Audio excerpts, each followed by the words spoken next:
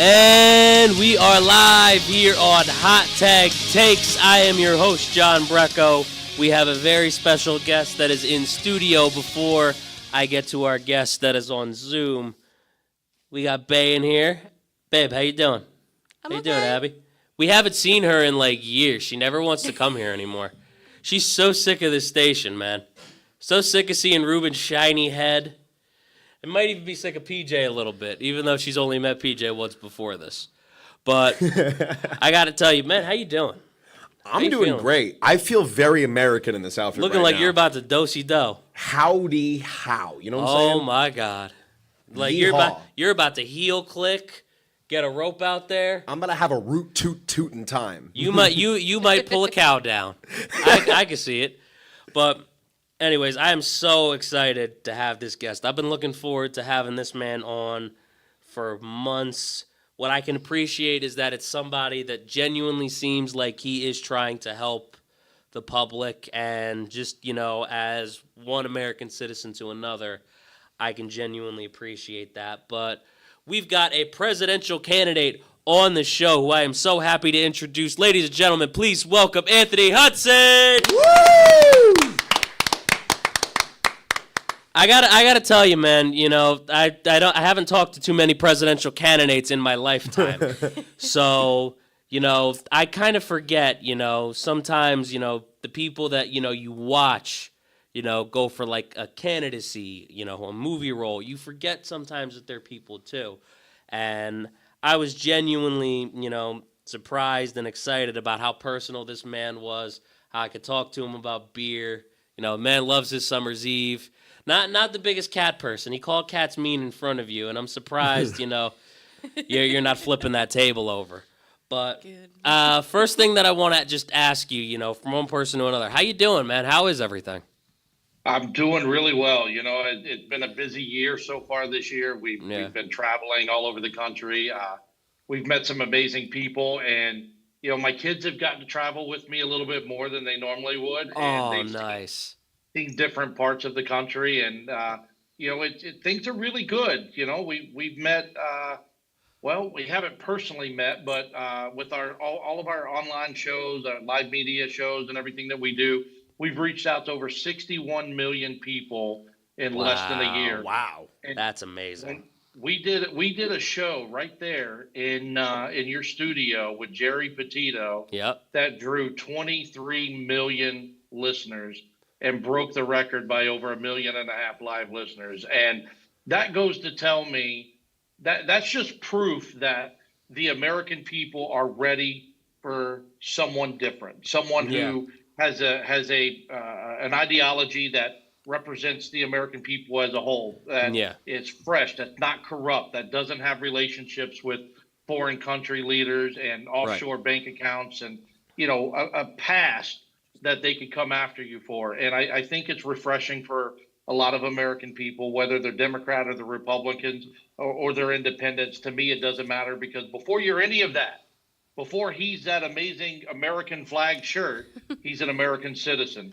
And that's how people should be treated and respected in this country. And that's what we're trying to do. We're trying to unite through respect and common sense politics. And it seems to be catching on. Right. I got to tell you, man, you might have like a new format for like a Hudson 2K24 shirt right here, because I've seen the flag. You might be able to make that work. I don't know. I might have to bring a flag up there and see if we can just drape it around him somehow, cut a hole in the center, and he can wear it like a poncho. You'd be a great Pancho Villa. Listen, he would just love to have a superhero cape. I really would. Like, you get any kind of cape on him, he'll run around in circles for a couple hours. You'll keep him busy. Yes, it's the autism. Mister, we'll make you a super Mr. Clean with hair. We can make this happen. Wow, that's I like it. Mr. Clean with hair. Mr. Clean's already a heartthrob, but with hair, I would have just shaved, but you know what I mean. I've just got a little bit thicker hips than Mr. Clean, but Mr. Clean has a couple extra places that he's got to reach. So Mr. Clean is very thorough. Okay, God damn right. Actually, before we continue, I just do want to say I do want to plug the website right now while we're getting our viewers in right now. If you guys want to check out Anthony Hudson's website, it's hudson2k24.com. And your Cash App, Venmo, all of those were Hudson 2K24. Hudson And 2K24. our website is the full name, Anthony Hudson 2K24.com. We've got a bio there. We've got pictures of us on the border. We've got places that we've been to. We've got our policy page with, some policies that we put a lot of time in working on. And one of them we actually submitted to Congress a few months ago. So we're waiting to see if that's going to get approved or if we're going to have to rewrite it and send it to the Supreme Court. But just because I'm a regular guy doesn't mean I'm not doing the work. Right. And I am so devoted to taking this country by storm and giving the power back to the people because it's what we demand. It's what we deserve. Yeah. And we shouldn't settle for anything less.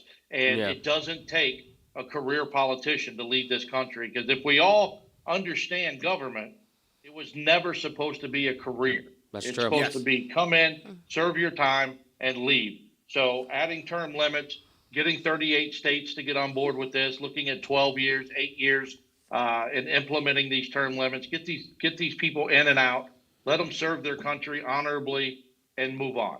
This is not a career where you're supposed to come in worth nothing and leave worth millions. So that's one thing that we want to change so that we constantly keep revolving a younger government in this country that is adaptable to our current way of living. That's important. A younger government that, is, involved with the current way of living, especially. Yeah, and exactly. It's refreshing to see somebody who's willing to work with everybody and not and be adaptable within the average work environment is a key skill today. And why isn't this transitioning into our government? It seems like everything else in our lives is transitioning one way or the other. Yeah. But our government is stuck. Like you can't teach an old dog new tricks, right? These folks just don't want to comprehend or adapt to the way we live today. I mean, we have a 90-year-old congresswoman who was told how to vote last week on a bill because she couldn't do it herself. 90 years old. That's embarrassing. You've got Pelosi and Sanders and McConnell.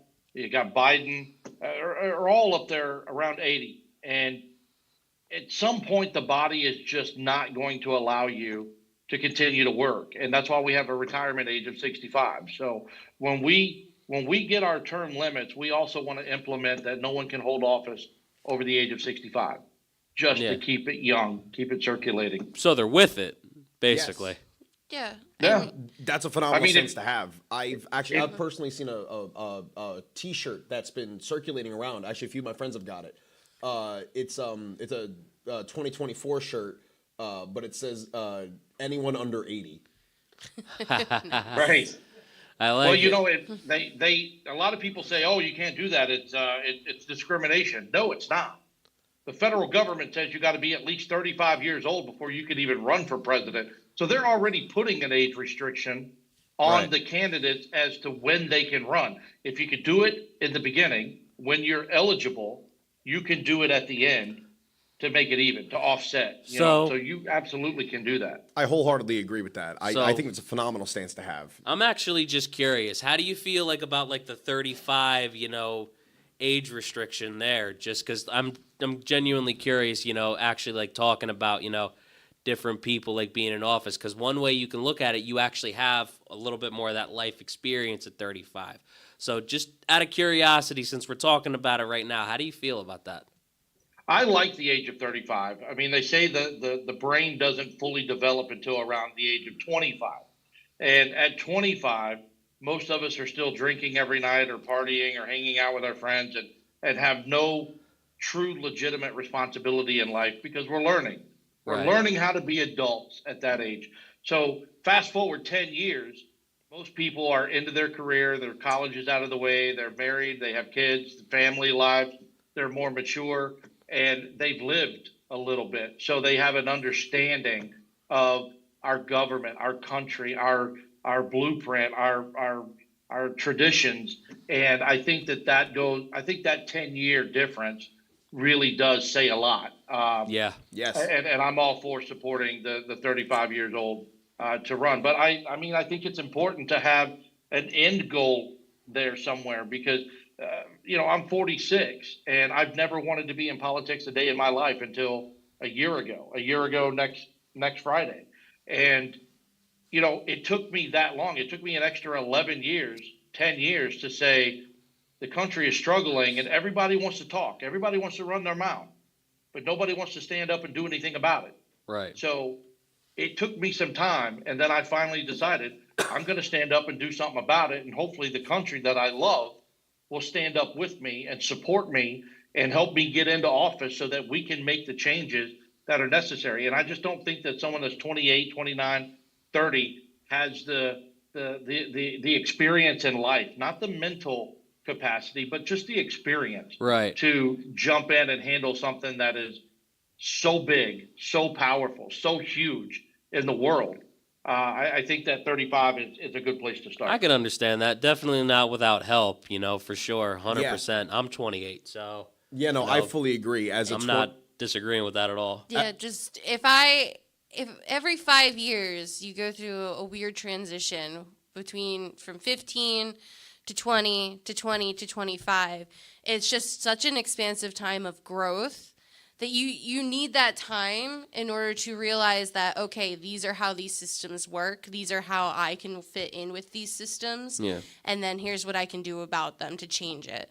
So it's a whole process of figuring it out. I mean, Yeah. just buying a house is a complicated process that nobody is prepared for. They don't teach it in we'll school talk anymore. about that. That and children, nobody prepares for children either. To be fair, it's kind of What was she hard. saying then? Because we weren't prepared for that. Yeah, no, Not at all. I mean, we've been fortunate enough to have, a relatively nuclear family idea. Nuclear enough in my case. We get by. It's hard for people who don't have any parents or anybody to guide them or anything, and your 20s you're on a struggle bus that you did not buy a ticket for.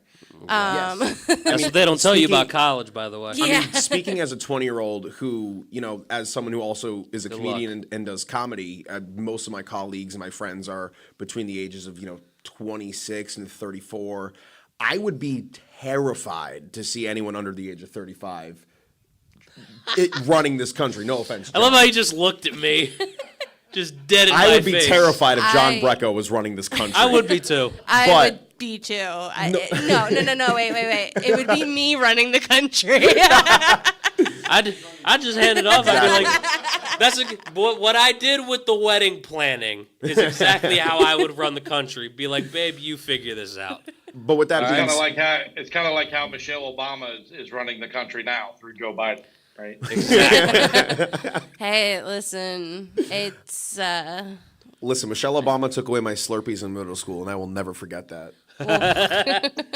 No, the thing about that, though, is that they did that, and then they immediately painted our school cafeteria all kinds of crazy colors. You want to know why? Why? Because crazy colors in your environment makes you eat more. So you bought more of their food. Wow. So they wanted you to be healthy, but yet they were telling you, hey, you're pretty hungry still, so eat more. Guys, I didn't know I needed crazy colors. All right? Well, there's a whole psychology to it, and it's insane how hypocritical the systems can be.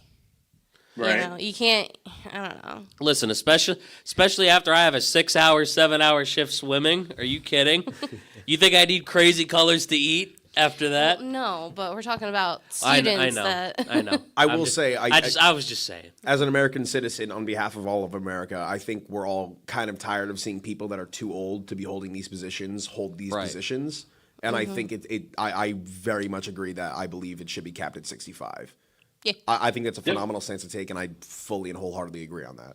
And there's a lot of people all over the country giving me feedback that 70 is the age that they would look at. 65 is too young. 70 would be more appropriate. And, it doesn't matter what number we put on the back end of it, as long as we have a number.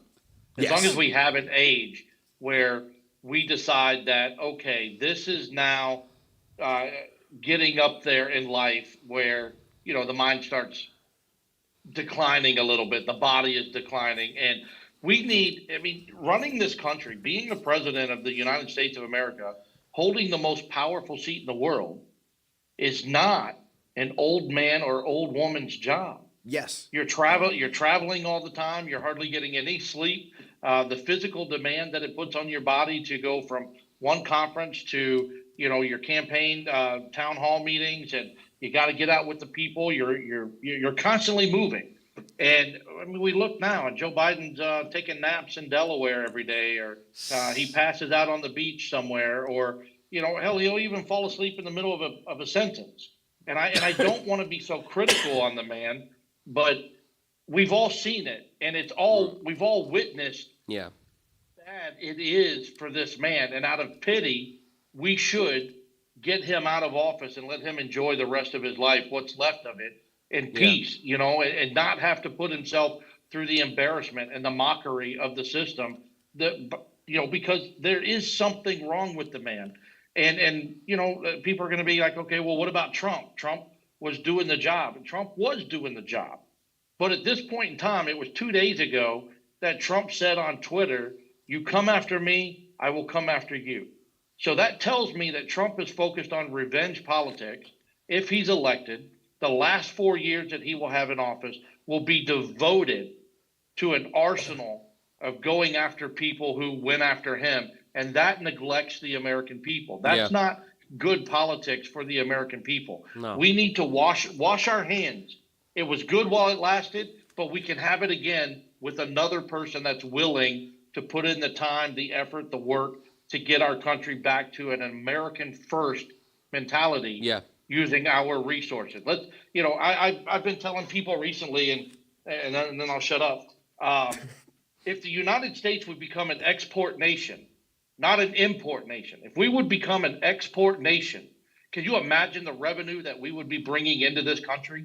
If the rest of the world depended on our resources, our iron, our steel, our oil, our manufacturing, our auto parts, our chips for the automobiles, clothing, tools, food. If they depended on our resources more than they depended on our money, that's when America is back. That's when America is independent.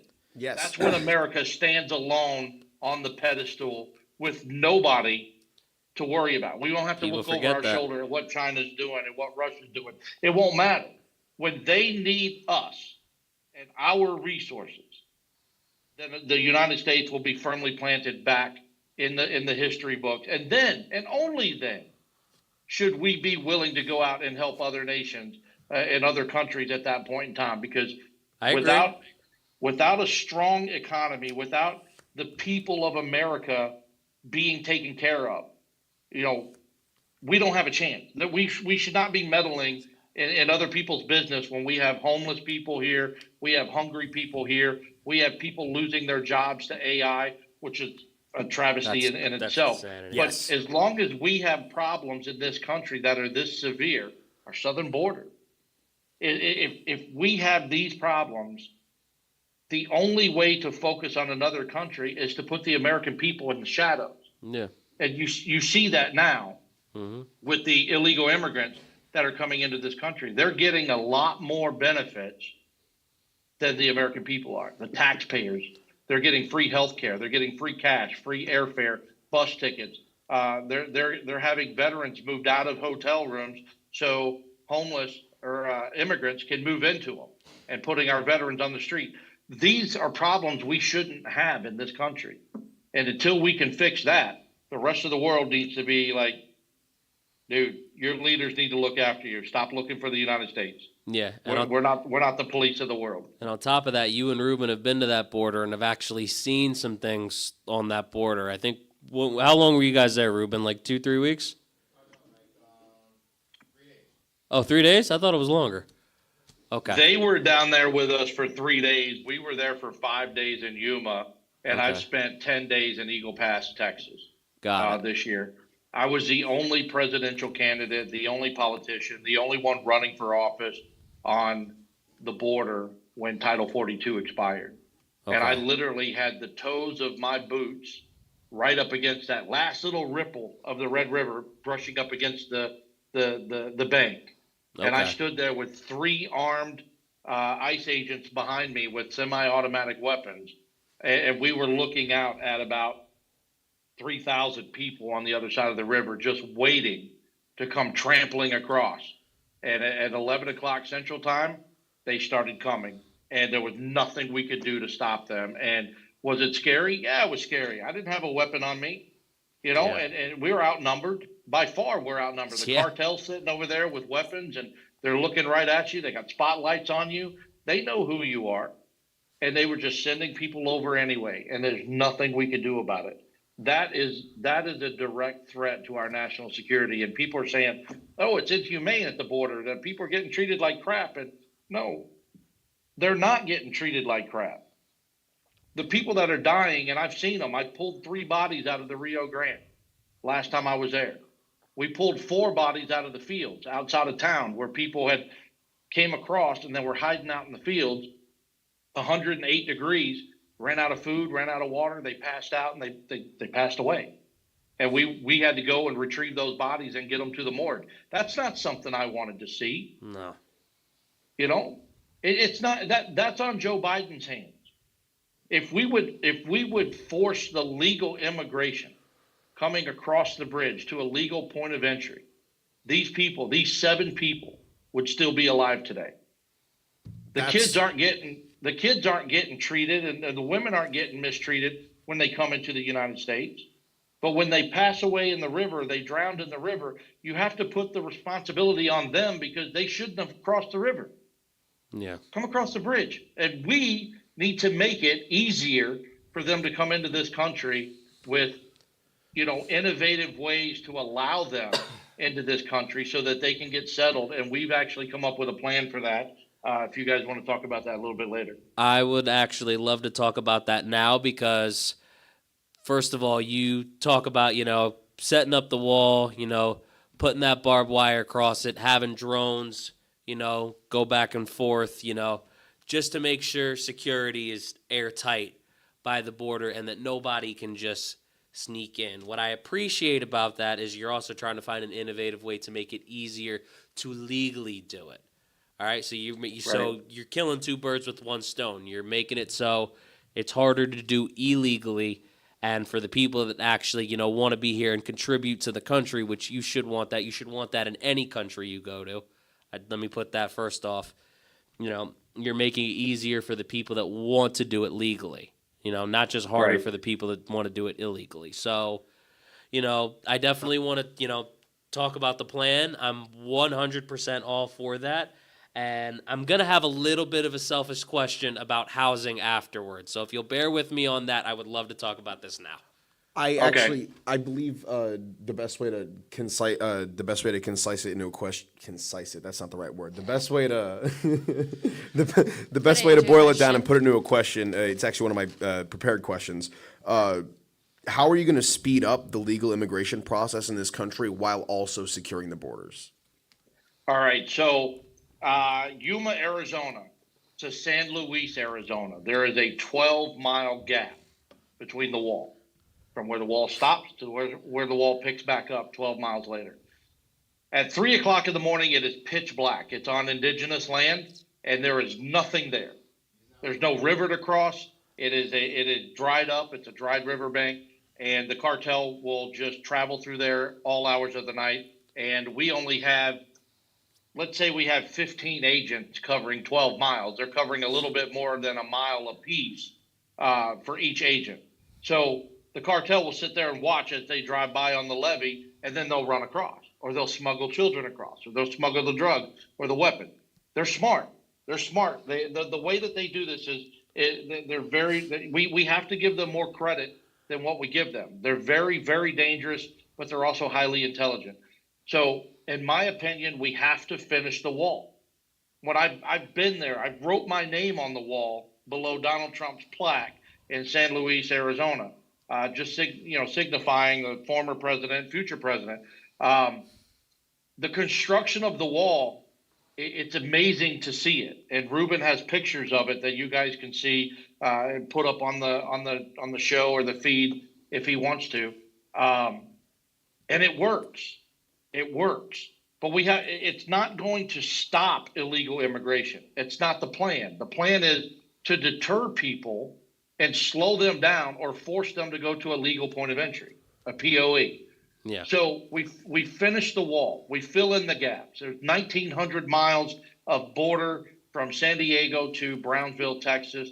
And for the most part, there is a wall along the way, but there are gaps and big gaps. And as long as you have those gaps, then all that money that was paid to build the other parts of the wall were useless because they don't do anything.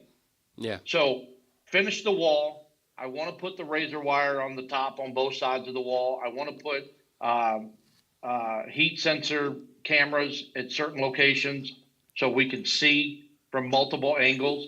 And I want to get military drones up in the sky so that we can see where the influx of people are trying to approach the wall. Because these guys, these men and women that are approaching the wall will climb straight up the wall over the top and skim me down. That's why we want the razor wire up there, because there's nothing for them to hold on to when they get up there. And if they have to cut through that wire or take a shirt off to get through the wire, it's gonna be more difficult for them. So we want to slow down the process as much as possible getting over the wall. So when we get rid of the IRS, all those IRS agents with their government issued pistols or whatever, we're going to send them to the southern border to help secure our border, just to beef up the manpower down there. But we want to force everyone to a POE.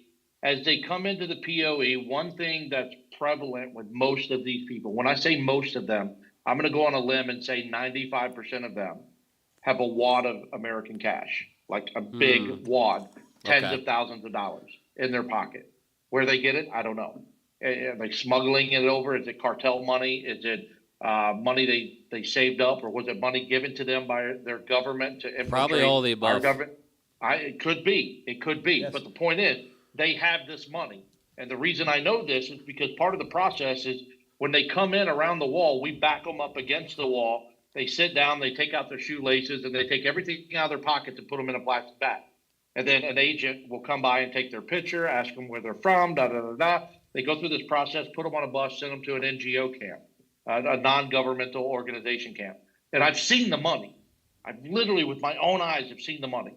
So when you come over to a legal POE, we will have brokers there, government officials, that will sell what we call a citizen's bond to these illegal immigrants. And a citizen's bond is like an insurance program, an insurance plan that will give them a federal ID card, not a driver's license, but a federal ID card with their picture on it, an address of where they're going, and their place of employment. They have to have those three things. Once we know where you live and where you're working, you will pay $150 a month for this citizen's bond. And as long as you pay it, you have legal rights to be in the United States of America, to live and work, pay your taxes, get established, and be left alone. No threats of deportation by ICE or any other government agency. But if you miss 3 payments, you're 90 days behind, you will be picked up and be deported. That's it. You get one shot. And 99% of the people that are coming across the border only want one shot. They've come so far just to be here. They want one chance to become an American citizen. So you pay the citizen's bond each month. You get yourself established. You start making money. You sign up for your immigration classes. We can cut down the process and have you as a legal immigrant within 10 years, which is half of what they have now. But here's the brilliant part of this. People always ask me, what is $150 for? I'll tell you, $25 goes to the city of host, wherever they go, because there's an influx of population in that city. So you're talking 3 million people at $25 per city that they go to. $12.50 will go to the county, and $12.50 will go to the state. The remaining $100 will go directly towards our national deficit. Hold on. Now, I don't know what happened to the computer screen. I see all kinds of documents. But now you say $100 goes towards our deficit. When we wrote this bill, there were 3 million illegal immigrants in this country. So that's $300 million a month or $3.6 billion a year that goes towards our deficit that they're paying for. You want to come to this country, you can help us pay down our debt by your contributions through your citizens bond. And we'll leave you alone. We'll let you live here. We'll let you become a citizen. We'll help you get through the process in less than 10 years versus 20. So that's one of our innovative ways, and it helps our deficit so that we, the American people, are not paying as much for the debt that we've incurred. Okay. No different than you moving from New Jersey to San Francisco. You're going to go there and you're going to have a higher tax bracket to pay for the debt that they have in that city, the city programs that they have in that city. So it's no different in reality. The other thing that we have is any military age male that comes across the border, if he wants to sign up for our military, we will allow them to serve a 4-year contract and serve their country, the country they want to be a part of. And when their contract is over, we will grant them citizenship as time served. That's the part and I like. That goes for them and their family. So that'll help reboost our military numbers. That'll help get people, where we can be safe here at home by boosting up our numbers. That's the biggest thing, is boosting our numbers. That'll and help you can get see people. here. Sorry. Go ahead. No, I was just going to say that'll help you get people to serve. Oh, it looks like Ruben has the footage of the wall currently pulled up. Yeah, I don't know if you can see it on your end. Yeah, I can see it on my end. So here, this is in Yuma, Arizona. This is about 3 o'clock in the morning, I believe, because we were out there late at night. But you see how they're sitting up along the wall? And the ones that are standing up haven't been processed by the agents yet. And I don't know where I am in this video. I'm somewhere. But I had no problem getting right up in these people's faces and talking to them. And you can see at the end back there where the wall just stops and it just goes right into darkness. And that's where that 12-mile gap starts. Yeah. There's Jerry, and this guy with the hair. This is Kevin. This is my campaign manager. Okay. I'm not film the patrol people. I think I could hear Ruben now through the video. Yeah, I think that was Kevin talking to Jerry. But yeah, so that's an idea, and that was about 100 people that came across in that particular moment. Let's see what this video does here. But see how dark it is out there? Yeah. There's nothing out there. That's a wide open field on the indigenous land on the reservation. And they cross through there all night long. And that's one set of headlights looking at us right there. The brightest lights is one vehicle. All those other lights, I don't know what they are, but they're not vehicles. So, well, they are vehicles. They are. I was like, wait, they're moving. Yeah, they're moving. Going somewhere. I couldn't tell. But they're border patrol. So these are the agents coming over because these are the vans they're going to put them in. Okay. I think there's like three or four of these vans right here. They're gonna load up all those people into those vans and send them around. But right there, you can see where the wall stops. Yeah. Mm-hmm. Wow. So all this wall that was built right here behind these folks is useless because now they're here. That wall did nothing to prevent them from coming into this country. So we have to finish that. We have to fill that gap in. And if we did that, none of these people would be in this country right now unless they went through a port of entry. Yeah. That's how important it is to secure the border, because now all these people, granted, they came here for the right reason. They came here to escape someone or something that was a threat to their lives. And if he slows it down in some of these places, you'll see that there's children in here. There's one right there at the back of the line that's got a little red hoodie on his head. A mother holding her toddler right there. Wow.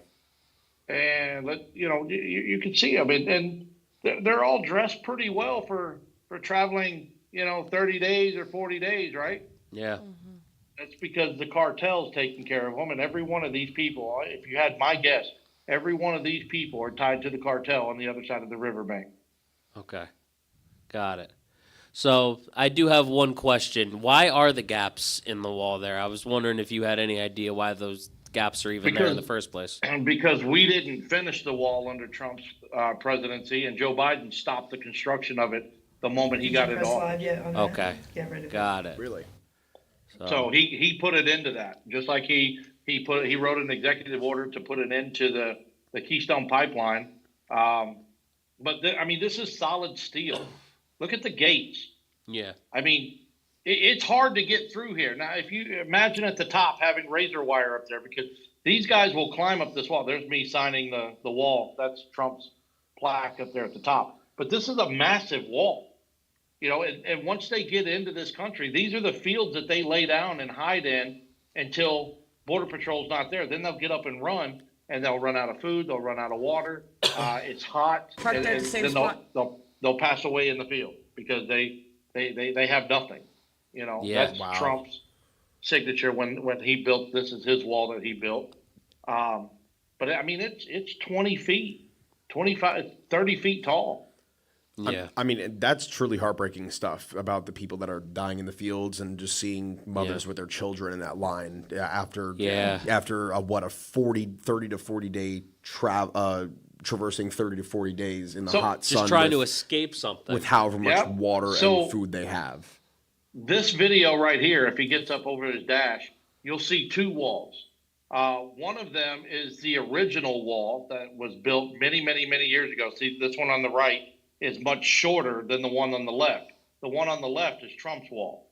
And it's much taller, and you'll see that the very top is about 6 feet of solid, flat steel that they can't hold on to when they get up there. This other one, there's little gaps in it, so they can use those gaps on the right-hand side to shimmy up and come over the top of the wall and then shimmy down. On the wall to your left, you can't do that because it's solid. You see the difference? Yes. No, I So see it. this is the original wall on the right and Trump's wall on the left. And Trump's wall is the one we need to finish. But again, look at the money that was spent here. You got two walls, and neither one of them work because we're going to go down a little ways and it's going to be wide open. At the end of the road here, it's going to be wide open. And all the trash where they come up to the wall, you know, where they're trying to find out where the weak spots are so they can cut through. And this is solid steel. Yeah. So what they'll do is they'll put their hands on the backside of these pillars and use their feet and their weight and pull themselves up to the top, climb over and come back down. And we've seen pictures where they've fallen and it wasn't too pretty. But if you look up the hill, there it is, right there. The wall stops right there to go up that hill. Okay. And when you get to that monument up there, it says, Bienvenido Mexico, welcome to Mexico. Or it says, Bienvenido Arizona, welcome to Arizona. That's the United States border right there. So here, right there, I'm on the Mexican side of that border. So I'm literally in Mexico illegally, just like the immigrants who come into our country. And I'm there with my security guy, so we're fine. But Yeah. we're standing up there, and Kevin behind me, he's still on the American side. But I'm like, hey, they're gonna come into our country illegally. I'm gonna step over here real quick. I'm you know, gonna see what the view is like over here. Yeah, we're up pretty high. If he can get the view, but it's all desert out there. You can imagine how hard it is to walk out through there when it's 108, 110 degrees, Oh, my and you're God. limited on water. Jesus. Oof. So I can only imagine, you know, the things you would want to escape, you know, if you're willing to Yeah. go through that. too. Absolutely. But I mean, I was lucky enough to be born in New Jersey and raised here. I couldn't even Yeah. I couldn't begin to understand the things that go on and the reasons why people. Because you got to think, there's not 3,000 Americans waiting at the end of a riverbank to cross into Mexico, but you see it No. vice versa. So clearly, there's something going on, and they want to come over here, which Yeah. is And if fully This is- understandable. And this is another road that we're on, and there is no wall out front of it. Those lights are all in Mexico. Wow. Yeah, man. We're just waiting to see what happens, and there's a gap here between the wall. This one's not as prevalent as the other one. So here it stops, and you can see Mexico on the other side of the river there. And this is about 150-foot gap or 150-yard gap, 1.5 football fields. Yeah. But see these boxes in the ground? Yeah. This is where the construction was going to continue. And when Biden wrote the law, the executive order, they stopped. So we started to fill this in, and now we can't do anything about it because of Biden. Wow. Okay. Were you going to say something, by the way? I thought you were going for a second. No, I really like the approach of making it safe and easier for people to come over into our country and do essentially what, I mean, my family did when they traveled here many years ago on Ellis Island and when they came through. And I mean, like, that is a core American value, is that you can come here to escape what is wrong, but I think we need to do it in a safe and legal manner so they can contribute to our society just as much as everybody else does. Agreed. That's Right, one thing I very much love about your approach, because I feel that, you know, Trump's main selling point in 2016 was build the wall, build the wall, build the wall. But Pretty much. But with that, There was nothing that came after that, though. With that just being the message, and with nothing being after that, it alienated no pun intended. It alienated a lot of people, because it just seemed like keep them out, don't let them in. But I very much like your approach, where it's, yes, finish the wall, make it so that people cannot cross over illegally. But I feel that the message of making it much easier for people that are not American citizens to come here and come here legally much easier, I feel that's an astounding message to stand behind. And we need the American people to know a couple things real quick. In January, they passed that $1.7 trillion bill, right? Yep. $500 million of that money is going to build a border wall in Jordan. Over in the Middle East, Jordan. We are building a border wall in Jordan with our tax dollars, while our border wall has gaps and holes in it.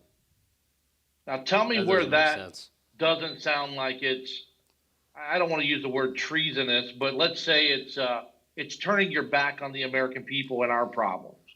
That $500 million should be going to our border to fix our wall. Now, let me tell you something about Ukraine. Everybody's going to say something, oh, well, where do you stand on Ukraine? It's not our place to fund Ukraine. It's not. Nowhere written in the Constitution of the United States does it say that we have to fund sovereign nation when they get attacked by a bigger country. However, there was a proclamation made, a promise by an American president that said, Ukraine, if you give up your nuclear weapons, protect you. Okay, that's a president's promise to that country. But it doesn't mean I got to uphold that promise, because I didn't make that promise. You didn't make that promise. That's right. But here's what's happening. Here's what's happening. We've given $150 billion to Ukraine, and they just signed a bill for $200 million more. Ukraine is taking our weapons and our ammunition that we're giving them, and they're selling them to the cartel on the black market. And the cartel is using those weapons to get into our country. Now, tell me how much of a circle jerk that is when we're giving you this artillery to defend yourself, and you're selling it on the black market to the cartel, that are coming into our country. So before you go, this is just what I have personally to say about Ukraine. And this is, taking out, everything that, he just said before we even got into that, because I didn't know that. So, it goes back to being able to fix our problems here, right? You've putting in all these systems to make it easier to come over to our country. What about fixing these problems that we got going on here? Why are we building the border wall in the Middle East? That's even worse than the Ukraine thing to me, because here's the thing, with Russia attacking them, there are genuine people, there are genuinely good people probably suffering out there. Absolutely. So the Ukraine thing to me, looking past everything that he said, that's one thing, building a wall for somebody else, that's completely another. But all of that in the same breath, we got to fix the problems here. And then, we could focus on everybody else and, making the world a better place with us. You know what I mean? Well, My slogan is people before politics. Yes. And that needs to be a lifestyle, not a slogan. Mm-hmm. We need to cut the head off the snake. We need to get our government shrunk down in size, and the power needs to sit with the people. The Constitution starts, we the people. I have the Constitution right here.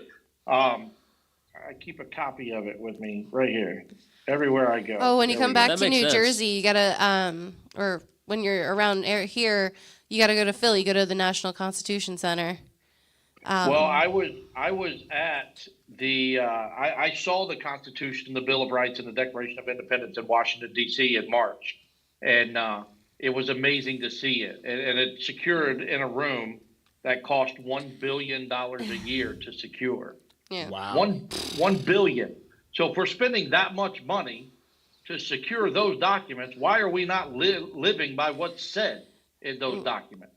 It says, we the people of the United States, in order to form a more perfect union, establish justice, ensure domestic tranquility, provide for the common defense, promote the general welfare, and secure the blessings of liberty to ourselves and our posterity, do ordain and establish this Constitution of the United States of America. Nowhere in here does it say that we the people must submit to a tyrant government. And that's Correct. what we have. And We have a president that was in Ukraine, in Kyiv, walking with Zelensky on President's Day, when that is the one holiday that organizations shut down, businesses shut down to honor and celebrate our president, and he wasn't even here on American soil. That's sad.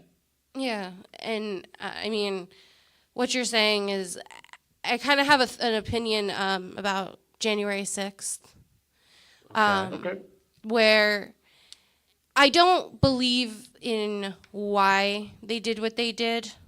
All those people that gathered there. I don't necessarily believe it, but I believe that a tactic where the people unionize essentially to the government and say, hey, I believe you work for me, I don't work for you. I think that was missing that day, but you know, all these reports came out of the politicians saying I was genuinely scared for your life. Part of you should be. Because you are facing the 99% on a daily basis, and that's who you are supposed to care about, work, and serve. Yep. It's like welcome to America, finally. Yeah, and I mean, like I said, I don't necessarily agree with how they did it, how they attacked. It's not a riot's not right when anybody does it. I fully agree. The animalistic behavior, I don't agree with that, but I do agree with we need to step up and have a camaraderie with each other. Instead, we're too busy fighting each other to look at what the magician's doing. The magician is telling you to look in the left hand while he's sabotaging you with the right. Yeah, I what wholeheartedly we need- agree. And you're spot on. All right, you are spot on. And the only way to combat that, the only way to address that and fix that, if you truly want to cut the head off the snake, if you want to clean the swamp, the president cannot do that. So for Donald Trump to promise that he was going to clean the swamp, he can't, because you cannot fire elected officials. It's a system of checks and balances. Yes. The way it's So always if been. you want to go through and make changes, start right here with the president of the United States and vote a blue collar, hardworking man into office. That will be the start of the revolution. Because at that point, then we have to go around and find more blue collar, grassroots people that want to be in the Senate, that want to be in Congress, and promote their campaigns and help them get elected. You want to get rid of the swamp? You clear it out one seat at a time through the election process. Get rid of someone old and get someone new in that doesn't have the corruption, that doesn't have a selfish agenda, that's willing to make $100,000 a year instead of $208,000 a year. Someone who's willing to not have the insider trading and the best benefits that the world has to offer. We have got to cut down some of what we're giving these folks to run, to hold these seats, and make it more about having honor and respect and integrity to serve your country. We have men and women in our military that are making $30,000 or less, and they're willing to die for this country. But we have senators and congressmen making $208,000 a year, and they just voted on another raise. Who votes for your own raise? Why do they deserve Almost 10 that? times that number soon. What did they do for us besides pass laws to Nothing. make it difficult to live? Yeah, they do nothing for us. And they get When 3 was the months last vacation. time- they're on vacation right now, so Yeah. they're probably listening to wish. this show. And if they are listening to this show, I want every one of them to know that you're on notice. The American people are fed love up. it. We're tired with what's going on in Congress, and J6 was just the beginning. And I don't condone what happened on January 6th, but that was an eye opener for the American people that say, listen, and Congress needs to sit back and understand that they are 1,200 people strong. We are 337 million people strong. To the point You can't stop us. to the point of unity, really quick. I think all the riots should have been the eye opener. All the different riots that happened, not just January but 6th. There you were have- BLM riots, all of them, when they were burning police stations and the whole Kyle Rittenhouse thing in Wisconsin and the riots in New York when they were shooting tear gas and rubber bullets at people. That's America saying we've had enough. Yeah. Now, if we can just get America to listen. We're too busy fighting each Have to other say. over the media. Yes, and while I disagree with rioting, I think it's animalistic. I think it paints people in a very bad light. Like Yes. during the BLM Brings out the riots, worst in people. during So- the BLM, I just want to say this because I don't want to sound racist. During the BLM riots, there were a lot of people that were saying that were just finding the worst in it. They were referring to African Americans as animalistic people that were just reacting on their bad genetic instincts, which I disagree with wholeheartedly. But I do understand why the riots had to happen because there was such a long period of time where people were oppressed for so long. Yeah. And people being civil about it didn't work. And- So I feel that after the riots, now civil talks are being actually entertained, and it did help in the long run. While I disagree with it in the first place. So Right. I want to, make this clear. We brought up January 6th and, that riot. I remember when George Floyd passed away, right? Ruben, you remember how Trenton was closed off? I used to come home. I used to live, right next to Ewing High School on Dunmore Avenue over here in Ewing, New Jersey. That's, where we first moved in together. And every time I would come home from work from Amazon, because that's where I was working at the time, for about 3-4 days, a period when, after he passed, Trenton was actually closed off. There's a street called Parkside that you would use to get into Trenton on the 29, Thunder Baseball, all those things. You couldn't get into that town. Yeah. No. They had to close it off. Well, So And a lot of people that caused chaos through that time, they were actually arrested the next day. They found that a lot of people that were causing all the chaos were from out of town. They were even from Yeah. Trenton or Oh, the wow. surrounding area. and I think I was unfamiliar with that. it minimized the point. And a lot of these things could have been solved if there was just more education and more affordance to knowledge in the world in general. I feel like, the Constitution and the main documents that are founded this country were written when public education wasn't available. But now it is time to take those principles and amend and adapt for what we need it for today. Because honestly, the American people are supposed to be much more educated than they were in the 1700s. yeah. So I just think that we need a better education system to make people aware of, okay, this is everything that's outlined. These are your rights. These are, this is how you can control your finances. It shouldn't be available to that 1%. Yeah. I agree. And it'll also help with tolerance Especially the finances part. and and it'll open up affordances that weren't previously there. And we need to talk about the black marks on our country. I fully agree. Actually, a question I have for you. In your policies, I don't remember the exact quote, so I'm going to paraphrase. You said something along the lines of schools are going to teach only the. You didn't say government mandated, but only the curriculum that the government provides. My question core is, curriculum. my question is, so with riots like the Black Lives Matter riots happening, I feel that those riots happen because there's so much tension that is built up between, the American people, even between people of different races. Each other. People of different races, people of the same race, just because of lack of education in the country. If you were to become the president, would you instill more African American history in the schools just so that everyone could be educated on everything that goes along with that, so that maybe there's less tension in America and more people are educated and riots like this don't break out because people are understanding and it doesn't have to happen? Well, let's say that I am completely against Ron DeSantis wanting to remove Black history from the schools in Florida. And I applaud that. Black history is very much a vital part of our history of where we come from to where we are today.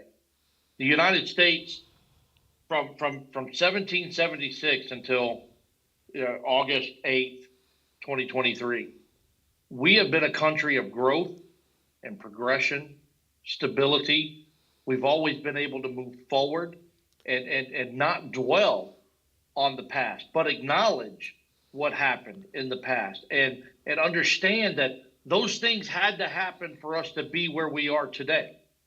That's history. That's living through a time frame where things were bad and finding ways to come together and move forward. To be better.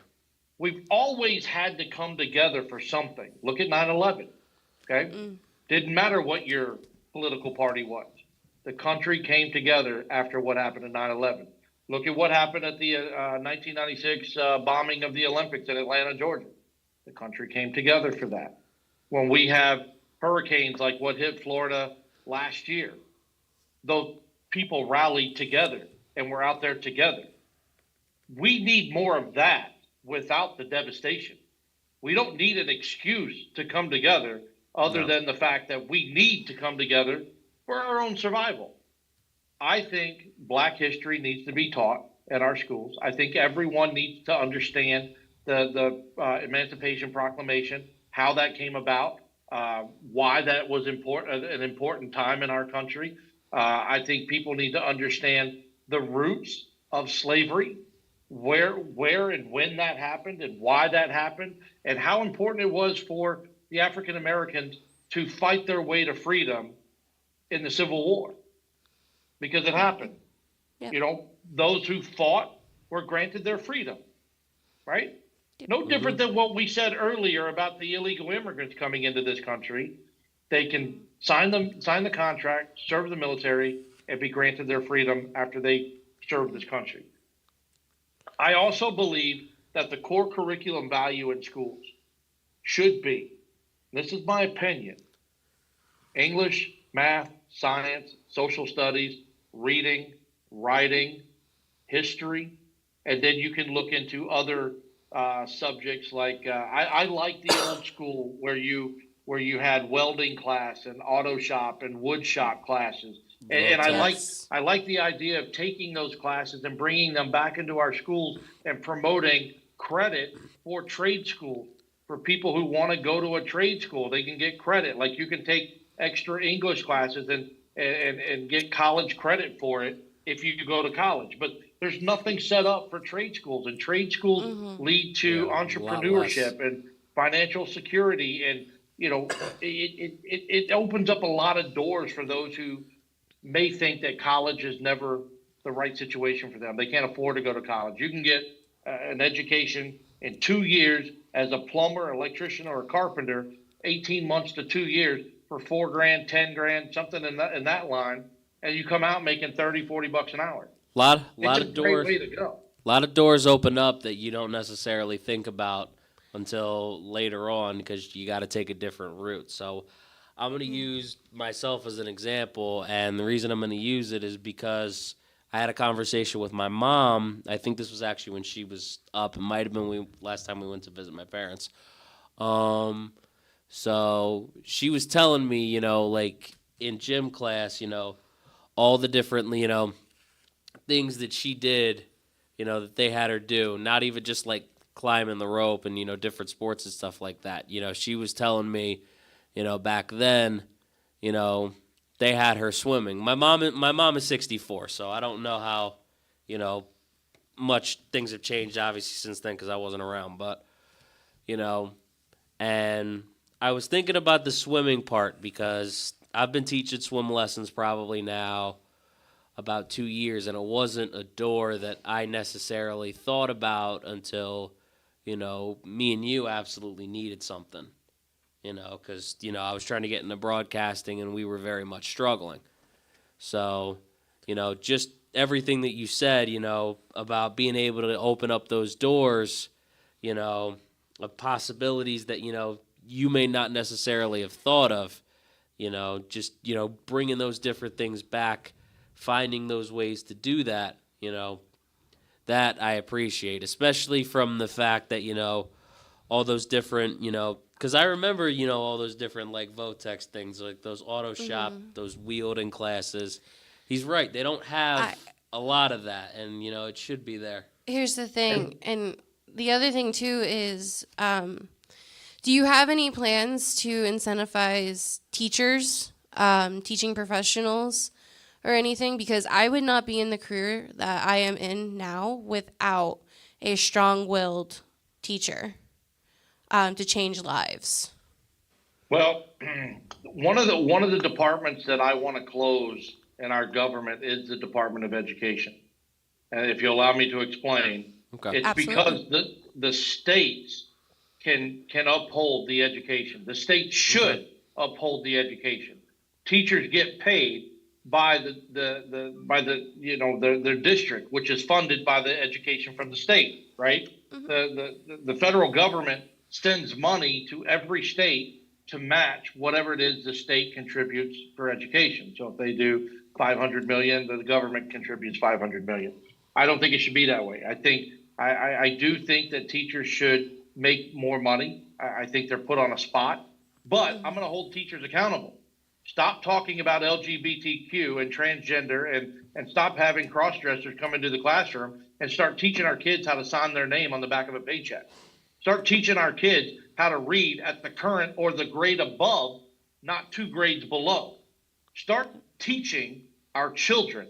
I will provide the way to secure the schools so you don't have to worry about that. You teach the children what they need to know. And you educate them. Take the time to invest in the child, and we will do everything we can so that the state can allocate more funds for teachers' salary. But I don't think it should come from the federal government. I don't think the federal government should have any connection to the state's education. But the state should be held to an accountability level that these are the classes that you have to teach. Okay, to graduate from freshman to senior, you got to take English all 4 years, right? You got to take math all 4 years, science, history, whatever. Let me go one step further. And I'm very, very, very passionate about this. So I'm not speaking out of anger. I'm speaking out of passion, because I'm a father that has a freshman this year. Next couple of weeks, he's going to start his freshman year. He's going to play soccer and basketball, and he's going to start doing all the high school stuff. And I'm so excited for him, right? He can't sign his name. He knows nothing about finance. He is not ready. He's not ready. So this freshman year, the teachers, their job is to get him ready for 10th grade. 10th grade is to get them ready for 11th grade. 11th grade is to get them ready for 12th grade. And the seniors are to prepare for the real world, correct? Yeah. Yeah. I think we need to add a 2-year ROTC program to every high school in this country. A mandatory 2-year ROTC program that every kid, boy or girl, must take, whether it's freshman, sophomore, junior, senior, freshman, senior, sophomore, junior. I don't care what 2 years you take it. the value that comes from an ROTC program with stability, integrity, honesty, loyalty, respect, it teaches core principle value. It teaches structure. It teaches discipline. Now you're ready to become a freshman in college. The kids that we're putting out of high school now and putting into college, they're not ready for the world. No. No, not at all. Speaking as someone who Very just few people are ready for college. speaking Yeah. as someone who just recently went from high school to college, and I wasn't ready for college. having a Yeah. lot of people that I went to high school with and seeing where they are now that we're all 20, I wasn't I ready agree. for dorming. Not a lot of people were Yeah. ready. They're not ready, and this is the future of this country. The children in China, the elementary age kids in China are more disciplined than our seniors in high school in this country. By far more Yeah. disciplined. Yeah. Why? Why do we slip so bad when it comes to education? When I was in school, we used to have a spelling test every week. We'd be given a list of words we had to memorize, and we'd have a spelling test. They had don't to do do spelling that. tests anymore. I did not They know don't do that. spelling tests anymore. They Do don't they do not? writing anymore. I did spelling tests when I was in elementary school, so Yeah. it was pretty recent. I don't know I- about that. Towards high school, I did vocab. That's My fair. son's No. 14. They didn't have spelling tests as of Jeez. 4th grade, 5th grade. Really? They were done Oh with them. my god. Actually, I do have a question for you. Just because you brought up how the elementary school students in China are far more disciplined than our American students going into college. So China's laws about how parents can raise their kids are very different than the American laws. And I have it written down right here. You in your policies, you stated that quote, schools and CPS will not work against the parents and their right to raise their children how they see fit, end quote. My question is, where do you draw the line between a strong parenting style that instills discipline and child neglect or abuse? Because those two can be confused for one another quite often. Well, they can be confused, and children are making the confusion now because children who get disciplined by parents with a belt on the butt or a mother who slaps her daughter for talking back or whatever, that's a quick phone call to a CPS, and the child claims it's child abuse, and CPS is all over the parents. CPS is forgetting that the parents own the rights to the children until they are 18 years old. And that word owns is a very, very big word. It's a very powerful word. But until my boys reach the age of 18, I am held accountable for what they do. I am responsible for raising them, feeding them, getting them to school, helping them with their education, supporting them, encouraging them to push the boundaries. But I'm also responsible for disciplining them so that they understand the difference between right and wrong and have the ability to make good choices in life, not bad choices. And you know what? My father, I was born in 76. So the majority of my youth was in the mid 80s, right? From 7 to 12 years old, 14 years old, whatever. And I used to get hit, not by a belt, but by whatever he could get his hands on. Yep. Right? I mean, my dad I've would been grab there. us by the arm and we would run in circles to try and keep from getting hit by the belt, right? my mom would spank us. My dad would throw stuff at us. I've got scars from it. But you know what? I took that abuse. I took that discipline. And I made a choice in life. I'm a business owner. I'm a father of two. I'm a veteran that stood up for my country. And now I'm running for the most powerful seat in the world because I chose to make good decisions in life based on the discipline I had. I didn't want to get hit for something stupid, right? Yep. I think CPS needs to just back off. Well, Get out of our homes. I will. Now say, we have to go ahead. sorry about that, but if I was about to say, if we used to do that when we were kids, they'd just be like, "Do it, call them." Yeah, See what's waiting for you on the other side. Yeah. I mean, if I wasn't getting along with my brother, there were boxing gloves, and we were to go out in the field and take care of it and come back in for dinner. Yep. Yeah. I mean, I grew up with two brothers. And I watched them get in trouble and then knew not to do that. But I These think kids these kids that we have now are under an umbrella of entitlement. And they feel that they can make the rules. They can make their own decision. And if that's the case, lower the restriction, the age for them to go to work. Yeah. Go to work, make your money, start helping me with my mortgage, start helping me with the grocery bill, start helping me with the electricity that you. Let's hold our children at a higher standard and teach them the hard way how to be responsible in life. But now they're walking around with their jeans pulled up, different colored, shirts and pants, and nothing matches. Man buns, and that's not a crack at you, buddy. Listen, I rock a good man bun. It's not a crack at you, I promise. But you know what I'm talking about. These guys, these boys and girls, these men and women that go in the coffee shop, and they've got to order a coffee that's got like 9 words to the title. What happened to just I don't need a mocha, venti, latte, caramel express, double shot of, Yeah. I ought to tell this guy what happened to me at work today. I do. Wait, actually, would you mind holding off on that for a second? I do have a follow-up question regarding that. So throughout this conversation, and I've even seen throughout your policies, where you're advocating for change. You're advocating for positive change in America generally. Would I be wrong in saying that? No, absolutely not. So when it comes to things like disciplining children or how to form discipline in a child, I've heard the argument many times say, well, my father used to do this to me, and now look where I am.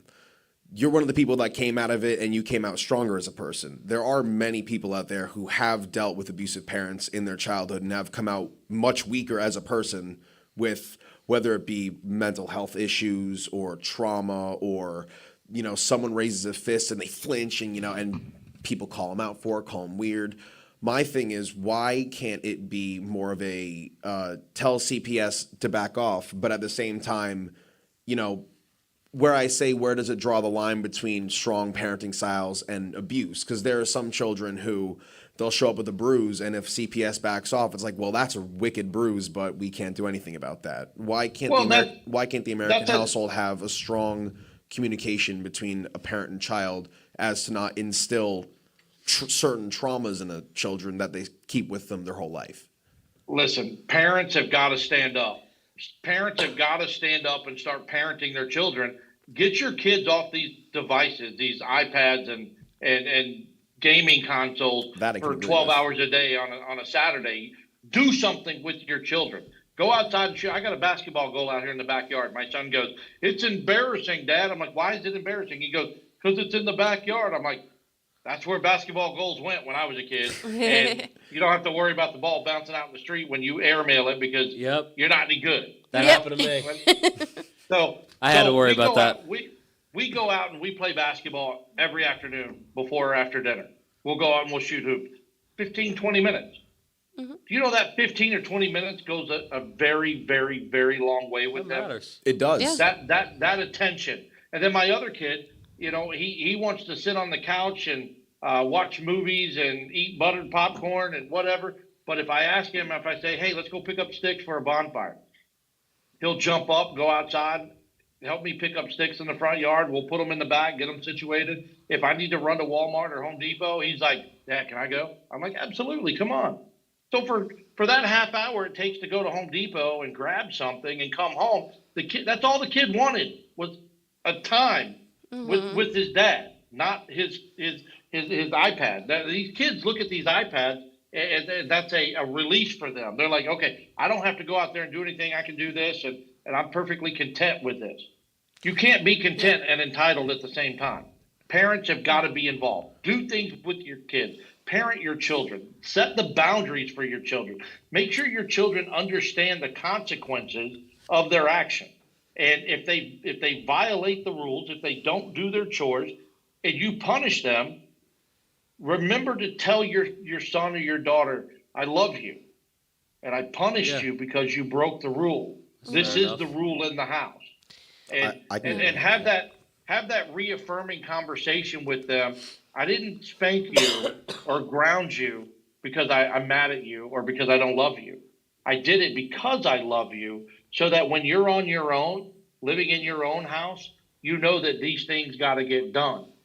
The Yeah. dishwasher's got to be loaded, or got to be run and put up. Laundry's got to be done and folded. The vacuum. Why is it important to set the table and turn the TV off and put the cell phones away and have dinner with your family? You got to have these values. Now, if somebody is just wailing on their kid, and CPS is called, CPS has got to come out and they've got to do their investigation. But CPS you got to pull the reins back a little bit. You can't just look at a kid that has a small bruise on their inner thigh and take the word of a 7-year-old as to, oh, he beat me. When in reality, maybe the belt just came up between your leg and popped you on the inner thigh as you were getting a normal spanking. The CPS worker's got to decide by interviewing and talking to the child, talking to the parent, talking to the other parent, talking to the neighbors. Find out what kind of parent this man or woman is. If it really gets to that point.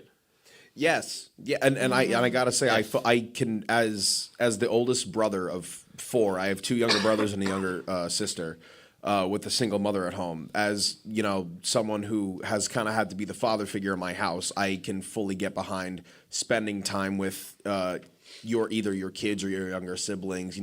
Build that with them. I feel that is the strongest way to build discipline with the younger generation, is communicate. And if the kid does get punished, because I find it's a lot of times where the child gets punished, whether it's physical or their stuff gets taken away and it's not explained to them. It's just, you did something wrong and that's it. I That agree on is the called- communication part. I feel that communication is what's missing most when it comes to disciplining children, Well- because when you say that you need to communicate, I still love you, but I'm punishing you, this effect is happening because of this cause.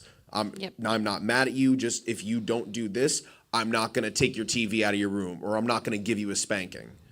I think Right. communication is what's You've missing gotta most when it set comes the to boundaries. discipline. And I'm going to do my part as president of the United States. I'm going to do my part to help parents in some categories. So you see this word behind me here, freedom, right? With the eagle. Freedom is either all or nothing. Okay, you can't have freedom and take away little bits and pieces here and there and there and there and there, whatever. Then you don't have freedom. It's either all or nothing. And I don't think that we need to ask permission to go hunting or fishing. I would abolish the fishing license and hunting license in this country.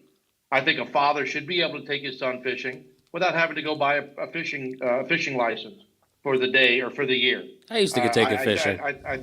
I think a father should be able to take his son hunting. If that's your family, if that's your MO, if that's what you do, and you want to teach your son how to fire a rifle and shoot a rabbit or a squirrel or a deer or what have you, I think you should be able to do that without having to ask permission to do so. I think a lot of people don't go outdoors and do things like hunting and fishing because it can be expensive. I mean, Yes, I wholeheartedly face it, agree. it can be.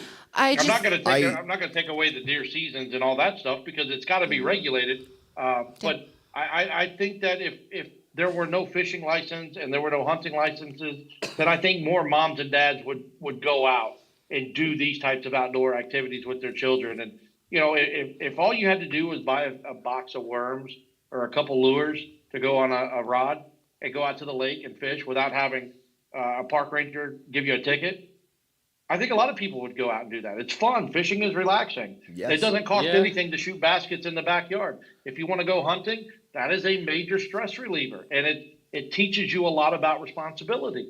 But Yes. a lot of parents don't do it because it's expensive to get into. And then you got to go have a license to do it. And I don't think we should have a license or ask permission under the guidelines of freedom, which is protected by the Constitution. I don't think that that's necessary. See, I both, hope. Sorry. no, both my Oh, parents used to take me fishing, and I used to love it when I was a real little kid. My mom used to love camping. My mom had a big trailer, when I was born, that, she would go out and do camping. And, later after they got rid of it, we did tents for a little while. But she used to love camping. Both my parents used to love fishing. I was so upset when they got rid of the trailer when I was 6 years old. Sorry. Oh, sorry. I just wanted to mention because first off, I just want to say I fully agree. I think things like that should not have to be paid for, so that it's much more accessible for parents. Because you see with businesses, they'll take their employees, they'll do a team building exercise with them, and that helps strengthen the bond between, you know, employer and employee. I think that same exact thing should be given to the parents and kids, and it should not be super expensive. But one thing you did say is you spoke about freedom and how it's all or nothing, right?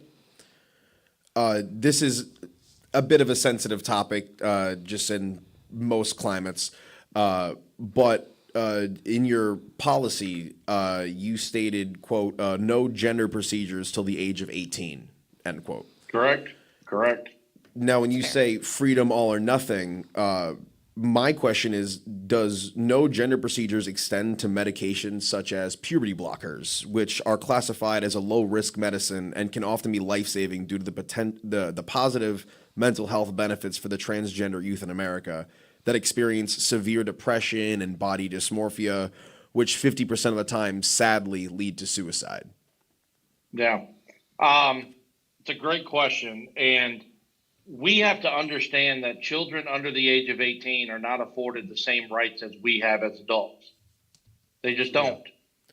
You know, we as parents, we have the right to tell our children no, and we should, if it's not healthy for the child.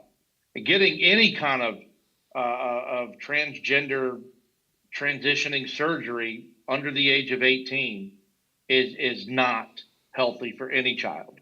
It's proven that it shortens the lifespan of a lot of people who've done this. It's caused irregular heartbeats as early as age 25, 27 years old. High blood pressure. There's a number of side effects that go with it. Not to mention the mutilating of a woman's body, a young girl's body, just to create a male appendage to attach to her between the forearm and the inner thigh. I don't know if you guys have seen videos or pictures of this, so you know what I'm talking about. And the appendage that they get is not even a normal looking or attractive looking appendage. And I'm not even sure that it's fully functional. I mean, it may allow you to go to the bathroom out of it, but it's not going to work as a normal. I don't even know what I can say on the live radio, but normal appendage. You know what I'm talking about? Yeah, a typical appendage. looking appendage, I think would be the correct term. Yeah, but it's not going to give them baby gravy by any chance. Yeah. Well, yes. It doesn't work that way. I think that if you want to transition and you are dead set on becoming the opposite sex and you're 15, hold on to that for 3 more years. If your mind hasn't changed, then you can move forward with your procedure. But children, and I'm assuming you guys don't have any yet, but children change their mind all the time. They forget what they had for breakfast yesterday. They want to be police officers and firemen today, and tomorrow they want to be astronauts, and then they want to be bankers, and then, but I want to be a professional baseball player too. They've got all these things that they want to be. They can't make up their mind on anything until they get older. So when you become an adult, you can have access to all of these blockers and surgeries and things of that nature. And I want to be clear that this doesn't prevent someone that is a woman who wants to date someone of the same sex. You can date someone from the same sex without going through a life-altering surgery. Yes. If you're a male and you want to date someone that's a male, you can date and you can have a relationship with someone of the same sex. And that doesn't bother me. What bothers me is that children are trying to make these decisions on the out of nowhere. Yes. Out of nowhere. And and they're not thinking long term. They're thinking now because this is the trend that's going on right now. So my question, sorry, I just wanted to correct one quick thing. Sorry, Sure. I know you had a thing. I'm so sorry. I do agree, and I do agree with some of your points, and I do disagree. I feel that there definitely should be an age limit to where you can start to get actual procedures done, where you go under the knife and you have let's say you were born a woman and you have a male appendage put on you and you start to identify as a man. I think there should definitely be an age limit to when you can start doing that. My question is more so for the medications that are have been through studies have been proven to be very low risk. Like, let's say there's a 15, you said 15-year-old, so we'll go with a 15-year-old. Let's say there's a 15-year-old born as a man who feels like they were born in the wrong body. They want to transition to being a woman. There have been many studies done where if someone who's, say, around that age starts taking the medications that change up their hormones and how they go through puberty, how there may be some lasting effects, but nothing that will last forever. And also, it's nothing that will be too damaging, nothing that will be really all that damaging to the body. Whereas in actual surgery, that's irreversible. So I understand that.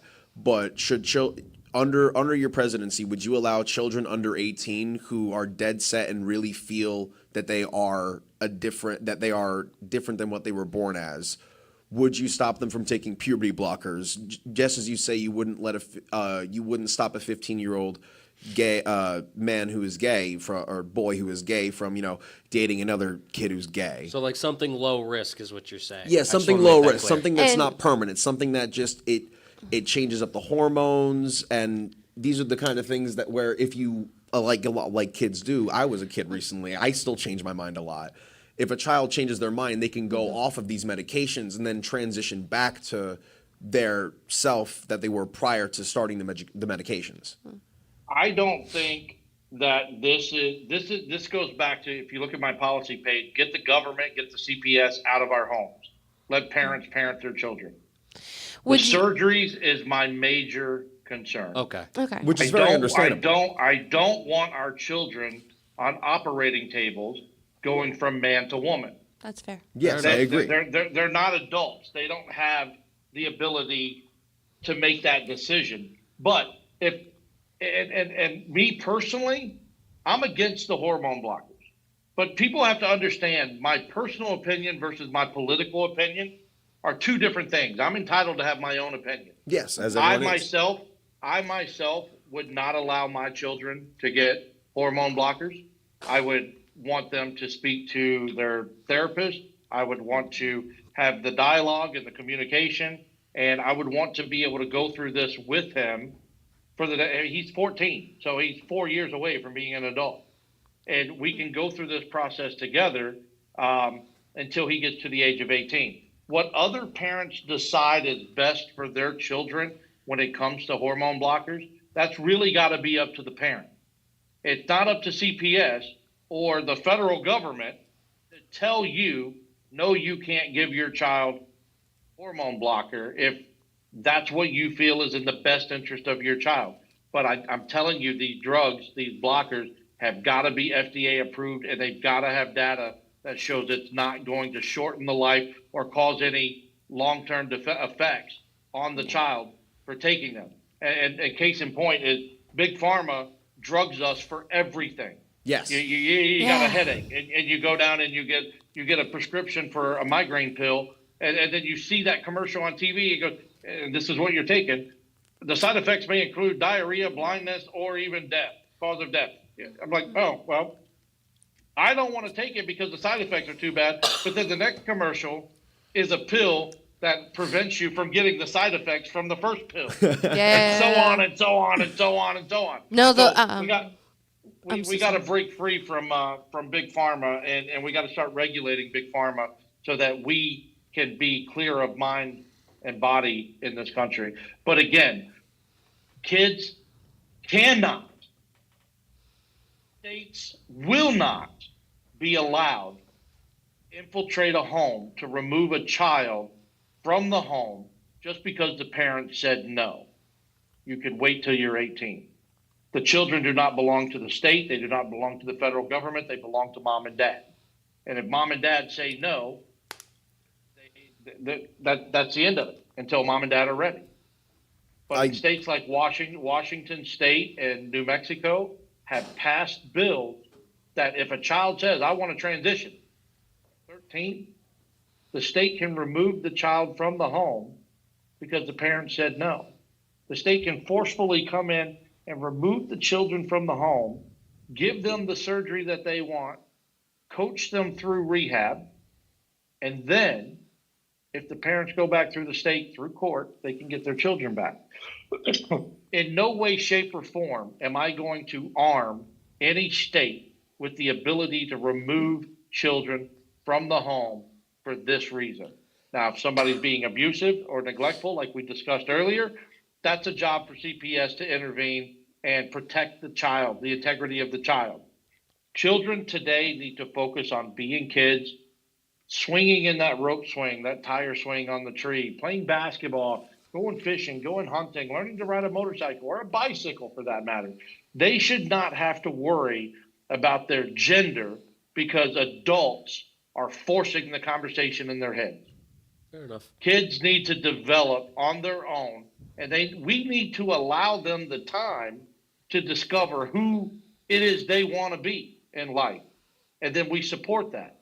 But we can't be letting our children get these surgeries and then take the chance that when that child is 21 or 22, that girl who became a boy They regret it. decides all of a sudden, I want to go back to being a girl. I don't like this thing. It's not normal. It doesn't work. I'm embarrassed. I just want to go back to being a girl.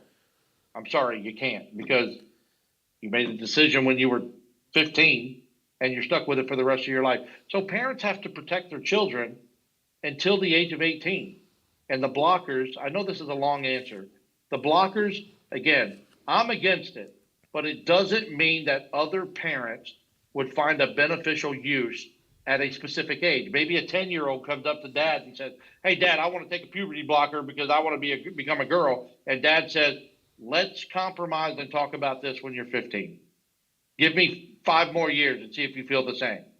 A parent has the right to do that. Yeah. I feel that's fair. He's saying no right now because you're 10, probably hasn't even hit puberty yet. Yep. But when you're 15 and you've started to go through it, I mean, you can change. These puberty blockers can work up until what age? I mean, men are fully through puberty at what, 19, 20? Yes.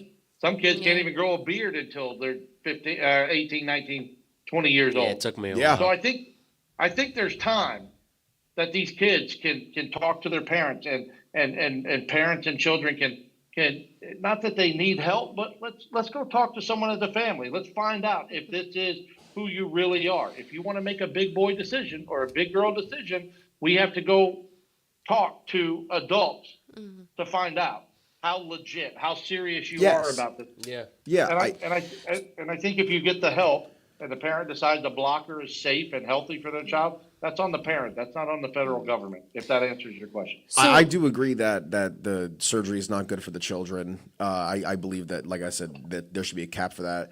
And I also do agree with the point that it shouldn't just be an outright, if a parent says no, that it's no. Like speak to a therapist, because you got to think there are definitely some people out there that are having ideas fed to them, whether it be transgenderism or gay or even a political ideology being fed to them by adults. There are some people that are born with both chromosomes, Yes. both sexes. Yes, And exactly. So it's a small number, but it exists, right? And there are those people that, if you look at them, they are the pioneers of transgenderism. Like there were no adults saying, "Hey, you should be a girl now."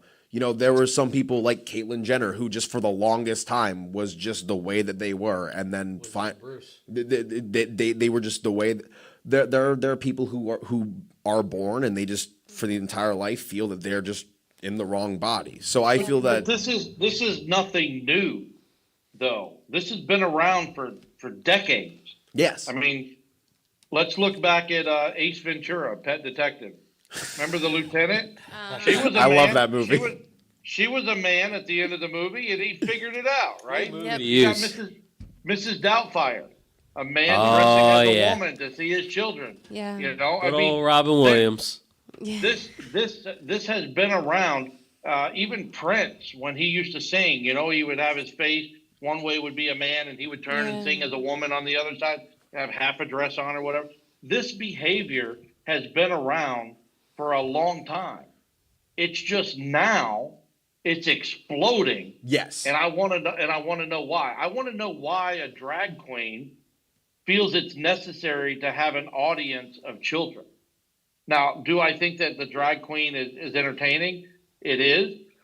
And I've been to a show with my fiance. We went out one night and we were just like, what are we going to do now? The restaurant closed and this drag show was going on. So we went and we watched. For adult entertainment, it was entertaining, but it's not something our children should see. So if you want to be a drag queen, by all means, I support your right to choose who you want to be. It's afforded to you in the Constitution under the First Amendment of freedom of representation.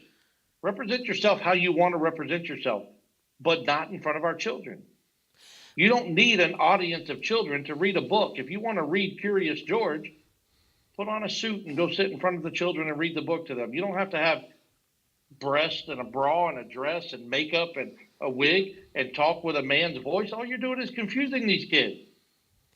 The kids need to be protected. I know you have something to say. Go No, ahead. I was just going to ask, but do you think that should also be left up to the parents' discretion, whether they want their child to see that or not? Outside of school, yeah. Hell yeah. Okay, yeah, no, not in Not in public our school. school. No, that's why we can't have God back in our schools, because there are Muslims that go to school in this country. There are atheists that go to school in this country, and you can't put every child in a classroom and teach the word of God in our schools, because freedom of religion is protected, and there will be so many upset people because they don't want their children learning about God at school. We have Sunday school and church on Sundays for that. So again, school needs to be education, not drag queen, not LGBTQ, not transitioning. It needs to be focused on the core curriculum that is set aside by the state and enforced by the teachers of every school district across the country. If you want to have those other conversations, if there's a drag queen at the library and you think it's appropriate to take your little girl to the library and let her see this, that's on you. But you can't hold the schools. We can't argue and yell and scream at the schools for doing it, because they won't be doing it. Yeah. That's outside of school. There's nothing educational about a man dressing as a woman reading a book that needs the audience of children. I'm sorry, I think that's pedophilia in my mind, because you're finding a way to get around innocent children doing your show. And it frustrates me that this happens. I think there's something that needs to be discussed. I think legislation needs to be passed to keep it out of our schools.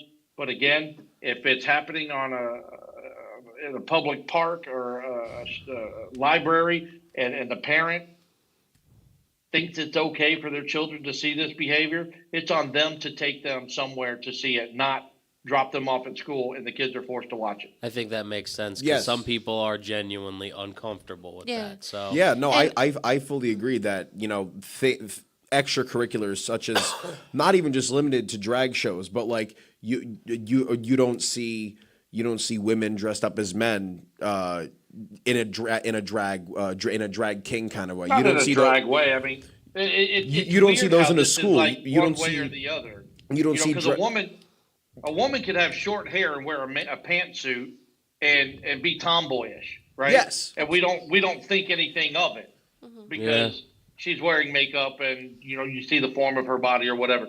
But when a man puts on a dress and stockings and a bra and whatever he's got inside the bra, a wig, makeup, and then goes and sits down in front of children and talks with a voice like this, it doesn't make sense to a third grader.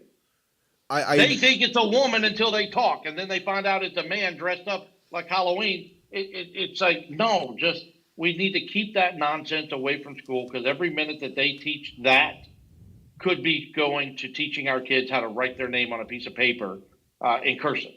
Because they're going to need to know that at some point. I agree that things like that should not be in our school systems, but from what you've said, you're okay with drag shows being performed outside of school, like at a library or a public park, and if a parent does choose to bring their child there, that is that parent's prerogative.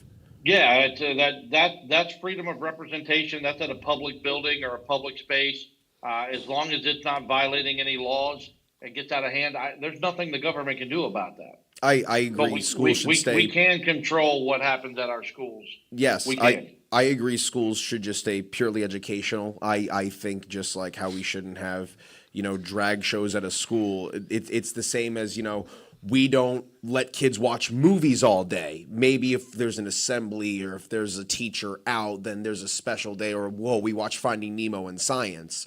But I feel that I agree with you that schools should just be there for education, and it should be there for teaching kids how to write their name in cursive. Because I was one of the last.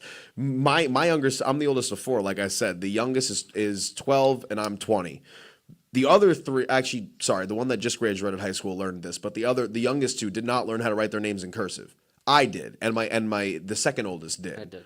I think that schools should stay purely educational, and that we shouldn't have things like drag shows in a school just in the same light where we shouldn't have pizza parties every day in school, because school is there for education.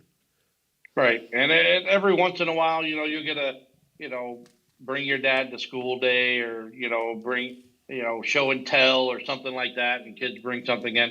But those are still educational environments, pertaining to a subject that was being taught.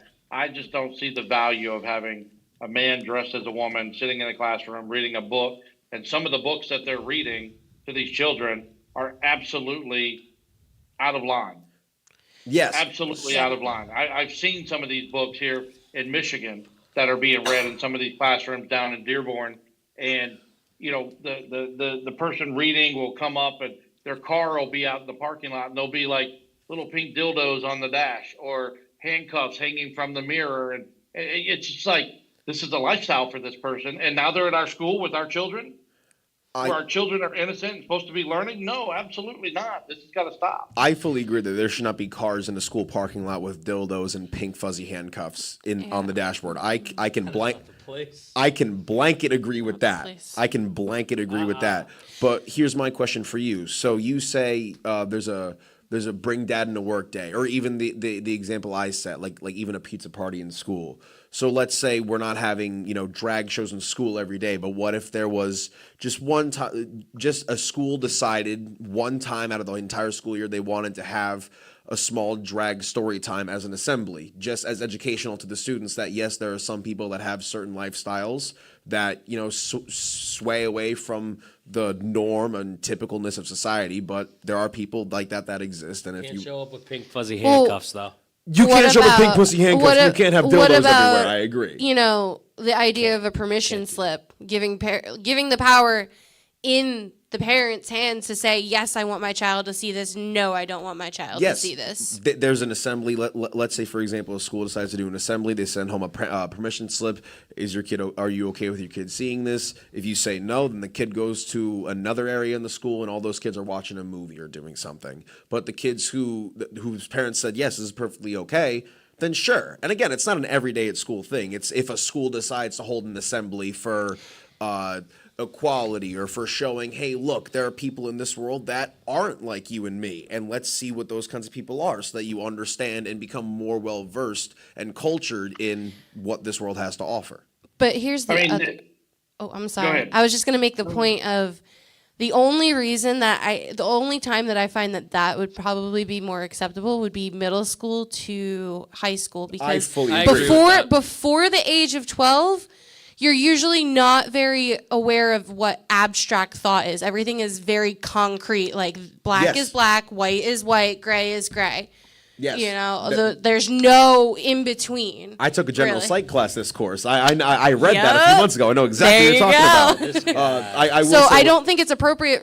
I don't necessarily think it's appropriate for children to want to or need to see that, because it's lost on them too. I do agree with that. The theatrics, everything is lost on them, because they're not capable of abstract thought. Yes. To the capacity of an adult. When I was thinking of the example in my head, I was thinking middle school, high school. I should have specified not elementary school. I should have specified that. We were stuck on that a little bit. So. I should have specified that. That is where I went wrong. But in my mind, I was thinking of But a high school, I still middle think school it is up to the parents whether they want to have that at their discretion. And it just goes back to actually what you said about history and them not teaching about God in school. it's a part of world history. Christianity has started more wars than probably anything else out there. And I actually grew up with a friend who was Muslim, and she actually had to have an excuse note to say, hey, I cannot learn this portion. I cannot take these tests because I am not allowed to learn this part of Christianity. I will say I agree and disagree a little bit with that, and I also agreed with what I don't know what exactly what you meant by taking God out of school. I assume you just meant like teaching Catholicism and the Pledge of Allegiance under God. Probably religion if in a- general. You can't take that. Because the Pledge of Allegiance isn't religious. It is an homage to our flag, to our country. Yes. It's not political. It's showing respect for our flag. Yes. What you're wearing on your shirt. It's standing up where they're pledging an allegiance to our country. They may not like our administration, but it's not going deep into politics. We're standing up. We're honoring our flag. Yes. And that flag stands for the first man who walked on the moon. It stands for all the men and women who have served our country and have died for our history, our progression throughout history. The men and women who are currently serving our country. It's for everything that stands for America. And Yes. it doesn't take 30 seconds to stand up and say the Pledge of Allegiance. Period. That is true. For those who don't want to do it, they shouldn't be forced to do it. But you can't get up there and have the 10 Commandments on the wall of the classroom. I fully Yeah. agree. So Yeah. I don't know if I fully understood what you were getting at. So when you say take God out of school, you just mean don't teach religion, but in history class we still learn about all of the holy wars and and the Crusades, because while those were powered by Christianity, those are still a vital part of history. You're just Yeah. talking Yeah, well, about they're gonna- not teaching religion in school. You can't teach the religion in school. You can't That I have agree the with. stuff along the walls. But if a child wants to say a prayer by himself under his breath before he takes a test, and he's not distracting anybody, there's nothing wrong Oh with yes, I fully Absolutely agree. not. I've done nothing that wrong plenty with of times. that. Yeah, the only I think I did it for every single test I ever took. But the teacher is not going to get up in front of the class and say, today we're going to hand out Bibles and we're going to start in Genesis and we're going to talk about how God created the earth in 7 days. We're not. That's yeah. church. That you can get that on Sundays by taking your child to church. Our schools are there to teach our children the core curriculum that they need to grow and learn and get ready for the next stage in life. Where if somebody is religion and wants religion taught, go to church on Sunday. Don't be lazy and sleep in on Sunday and have bacon and eggs and pancakes. Do that after you get home from church. But don't use the schools as a resource to teach your children about religion. If you're a football player and you score a touchdown and win a game and you kneel down to say a quick prayer to show respect for God, that's between you and God. You're not holding up the game. You're not, doing anything with the crowd. You're taking a moment of silence for yourself. That's freedom of representation. Yes. Freedom of religion. There's nothing against that, but it's when you start teaching the word of God in a classroom that it becomes a problem for those who don't believe in God. Or Yes. maybe you're Catholic and this student is Baptist, and there is a difference between Yes. the two, and the Baptist parents get upset that you're teaching my son about Catholicism. If I wanted my son to know about Catholicism, I'd send him to a Catholic church. Yes. Yep. I fully No, agree that no. religion shouldn't be taught in schools because, I was raised Catholic. If we learned about Judaism in public school, that would go against what the values that I was raised with when I was younger. So I fully understand that. But what is your stance on schools that are specifically designed for that, where you get the core curriculum, like a Catholic school, Well, for example? those are private schools, and people are paying to go to school there. They're paying a tuition to go there for that reason. You have these private Catholic schools and Christian schools all over the country, and they make them wear a uniform and all that. That's a personal choice. We have public school that provides public education to all walks of life. And we have to make sure that that education is education based, not religious based, because we have so many different religions in this country. We can't consume that in a classroom, in a public classroom. I agree. In my opinion, it would be offensive to teach the Word of God in a public school, especially if you had Muslim students. In my opinion, that would be a waste of that student's time. And here in Michigan and Dearborn, we have a lot of Muslim schools that, you know, the kids wear the whole outfit and everything, and you don't know who's who when you go in there because they're all dressed the same. And that's their religion. That's a religious school for them, but they're also learning math and science and all these other, other classes. Power But to them. that's what their parents are paying for with their education. When you have a public school, all three of you, if you lived in Michigan and lived in my neighborhood, your taxes are paying for my son's education. Just like my taxes. Yep. So with that, and with the diversity of who all's paying for the education needs to stick to education, nothing else. I agree. So then, what is your opinion on the art history debacle, taking that out of schools? Because art history is, when you talk about Renaissance specifically, and you talk about Greek art, Roman art, a lot of stuff predating that. I mean, there is sexual and other innuendos in there. But other times there are pieces that the people may be featured naked, but it's totally meaning something different. Yeah, but when you're in a public school, you can't have kids performing anything in nudity. You're gonna have them clothed. Yeah. The study of art doesn't bother me because I actually like art, you know, and I took art class when I was in high school. I took drama class when I was in high school. Yeah. And I learned stage presence, and I learned how to you know, memorize my lines and perform on stage. All of that was part of art. And I don't see anything wrong with that. My dad paints to this day. What I see is if they want to, you know, focus just on the sexual side of things, we can't have that. There's no point to that. There's no point at all. If you want to learn to draw and paint and abstract and canvas work and all that stuff, that's fine. Well, That's the beginning where young people learn that, hey, I have an interest in art. Maybe I could be an artist. Well, to add on to you, I'm so sorry. No, I was gonna say, like, I remember in second grade, I do have a passion for art and artwork in general. You're a graphic designer, right? Yeah. It's amazing. But I remember in second grade, my parents, we did a report on Italy, and the biggest thing is Florence's statue of David. Yes. That's the biggest thing there, and he's iconically nude.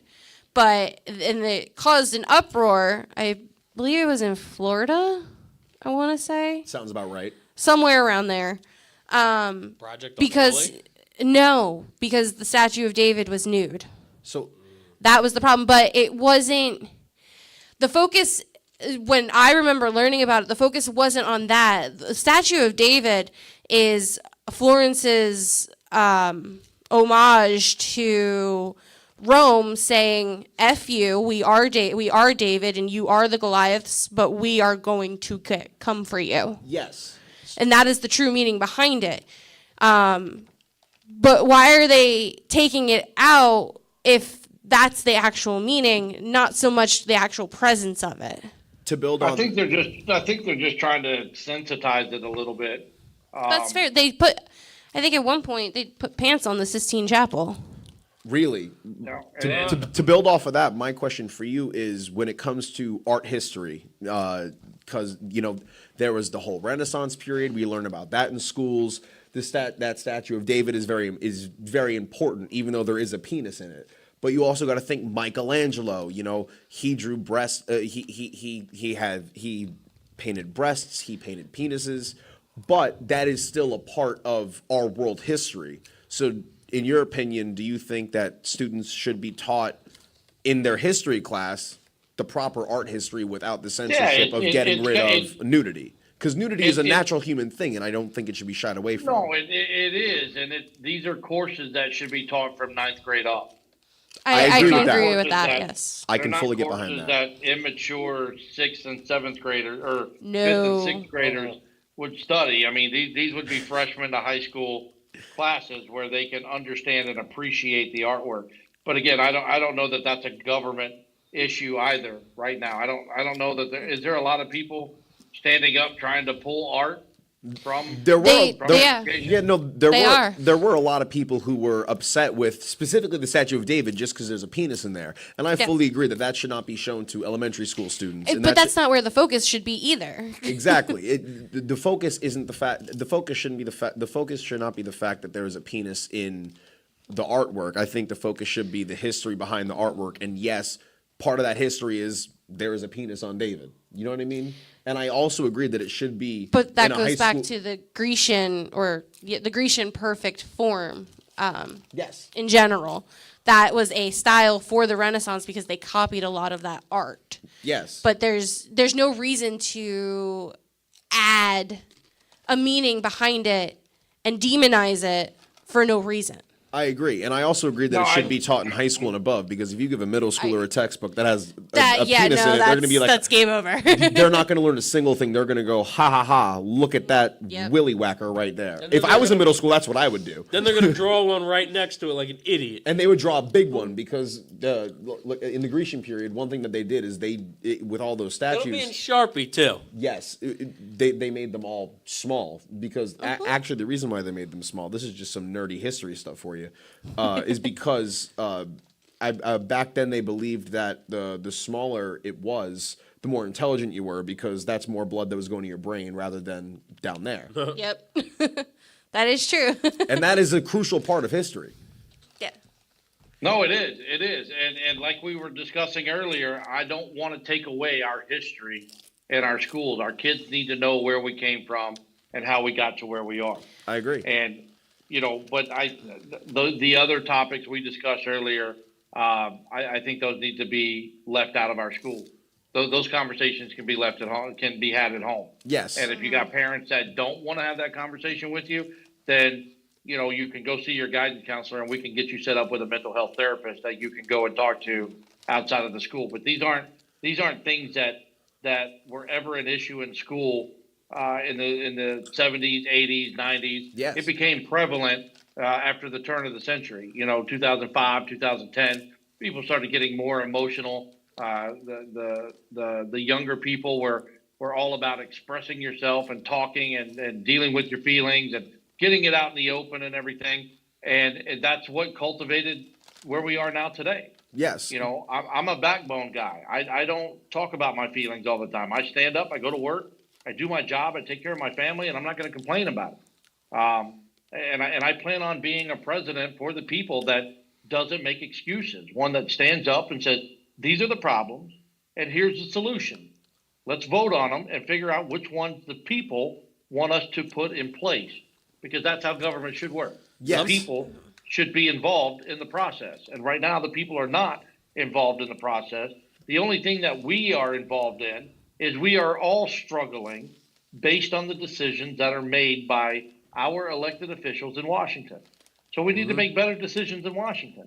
Yes. Because what they do affects us, and we, the people, are tired of it. So this is the change that I want to promote is, one, you can't spell community without unity. Yes. You got to come together, America. You got to come together. You got to stop the hatred. You got to stop with the racial division in this country. We got to be better. You can't sit over there and complain about who we are, where we are, and what we're doing in this country, and not be willing to be the change. You can't voice your opinion and leave it there. I agree. Because people will hear you. Government has heard us. They've heard through the riots and the destruction and the J6 and all that. They heard the message, but they don't give a damn because they're not doing anything about it. It doesn't. We heard you, but we're not gonna change anything. Yeah. It's time that anybody who's still listening to this show, it's time for you to reevaluate what you see in this country. What's important to you? What motivates you about being an American? What is your core value as a human being in this country?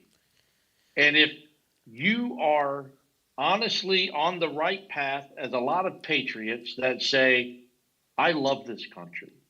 I love the idea of freedom. I love the fact that the red, white, and blue means something. Oh, Still hear me, my earbuds, can you hear me? Yeah, you sound a little Yes. muffled, but we can still Little understand you. Okay. uh-oh. I can hear you. Oh, wait. Oh, wait. Anthony, can you still hear us? Be in the next 10 years, the next 15 years. I have a 14-year-old. In 10 years, he'll be 24. He'll be a young adult. And I want a country that's stable. Wait, Anthony, I'm so sorry to cut you off, but can you still hear us? Because you're cutting out a bit. We can't really understand you. How about now? Try it again. That any better? Anthony, did you have a power failure with your earbud? Yeah. Died. Hold on. It's okay.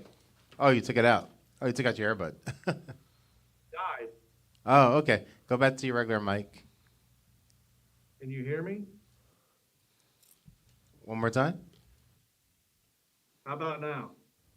Okay. Yeah, hold we on. can hear you a Yeah, little there bit. we Yeah, hold on. One sec. What, Mike? So I had to figure that out. But no, the people in this country need to look at who they are and where they want to be in 10 years. I have a 14-year-old son that'll be 24 in 10 years, and he'll be a young adult. And I want to make sure that this country is in a better place than it is today.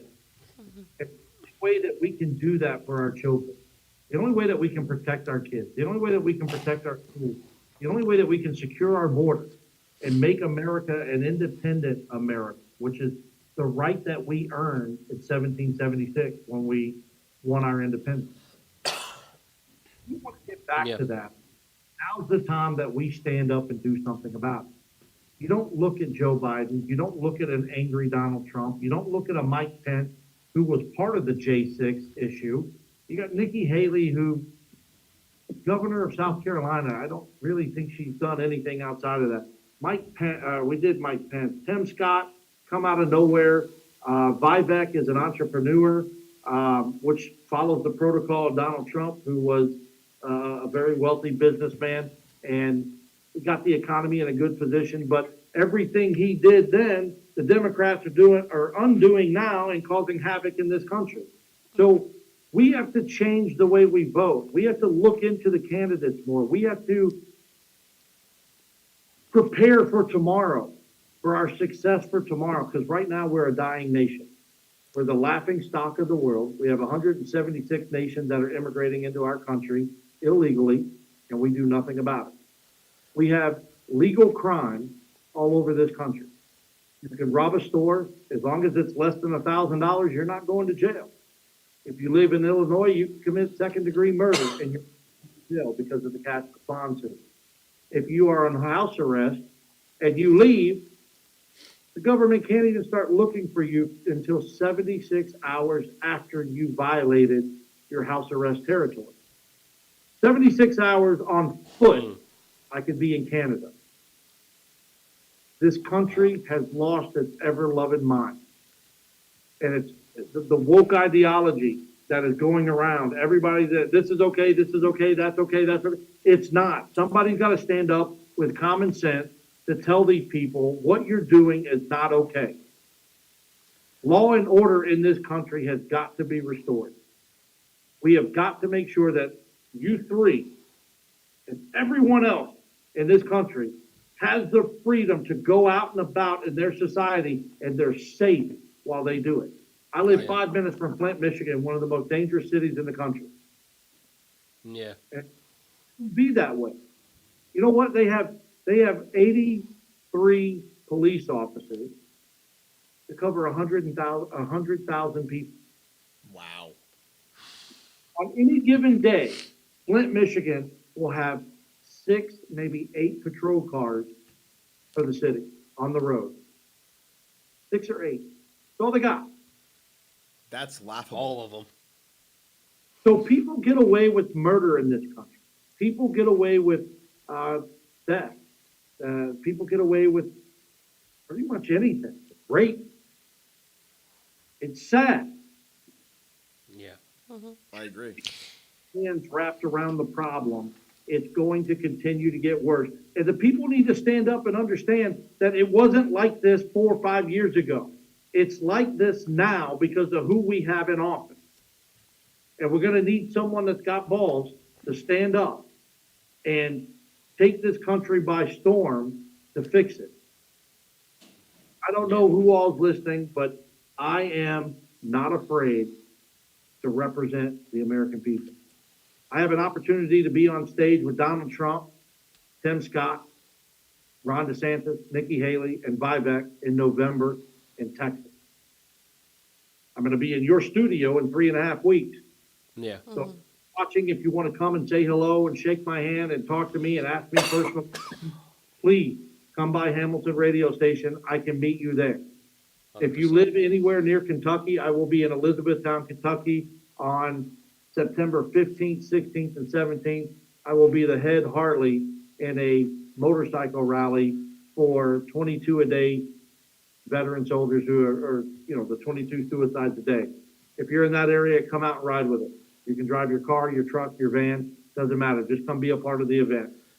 Love October 18th, I'll be in Hot Springs, Arkansas, promoting the Second Amendment with a 45 on my hip and talk to our veterans about how much we support and cherish and love what they stand for our country. What they All right, stand for. I love that. So there was one thing that I wanted to talk to you about because I believe he wanted to find, common ground, especially with the LGBT issue. So, Absolutely. in your policies, you do address protecting our children multiple times. We talked a lot about it already. The one thing that I'm most appreciative of you taking action on is the fact that our schools have seen too many shootings, too much violence. Even one is too many, to be honest. I have your policies in front of me, so I'm going to quote what your website states on this just so everybody has an idea that is still listening. Securing our schools. Veterans who pass a psychological evaluation could take a position outside all elementary, middle, and high schools. They would set up a perimeter and secure the grounds from outside. Schools shall install bulletproof windows all around the school building. Only 2 entry points for drop-offs and pickups. All other doors are locked from the inside and connected to an alarm. Cameras will be installed to cover both the inside and outside of each door. When a door is open during school hours, the alarm will sound and the cameras will immediately show up to 40 feet on both sides of the door, and a live feed will pop up on all administration's computers so that they could see and monitor the situation. Metal detectors will be in place at both the entrance and exit doors. And then your stance on the Second Amendment. My promise to the American people is that I will not impose any infringements on the right to bear arms in this country. And I want to make, before I go any further, where I stand very clear, I am not for us doing away with the Second Amendment. I am not for making guns completely illegal. I am not for doing away with the right to bear arms. However, in my opinion, I do think as a nation, just me personally, we can do a better job on regulating gun use. Some states do have hardly any restrictions on buying guns, and the ones that have put less regulations in place do tend to see a little bit less gun violence. I'll use even New Jersey as an example, and New Jersey is not a perfect state. All right? New Jersey is a state where you can get a gun, but handguns must be registered with the state police. A background check is required. And this, I think, is, the key part where I think New Jersey gets it right.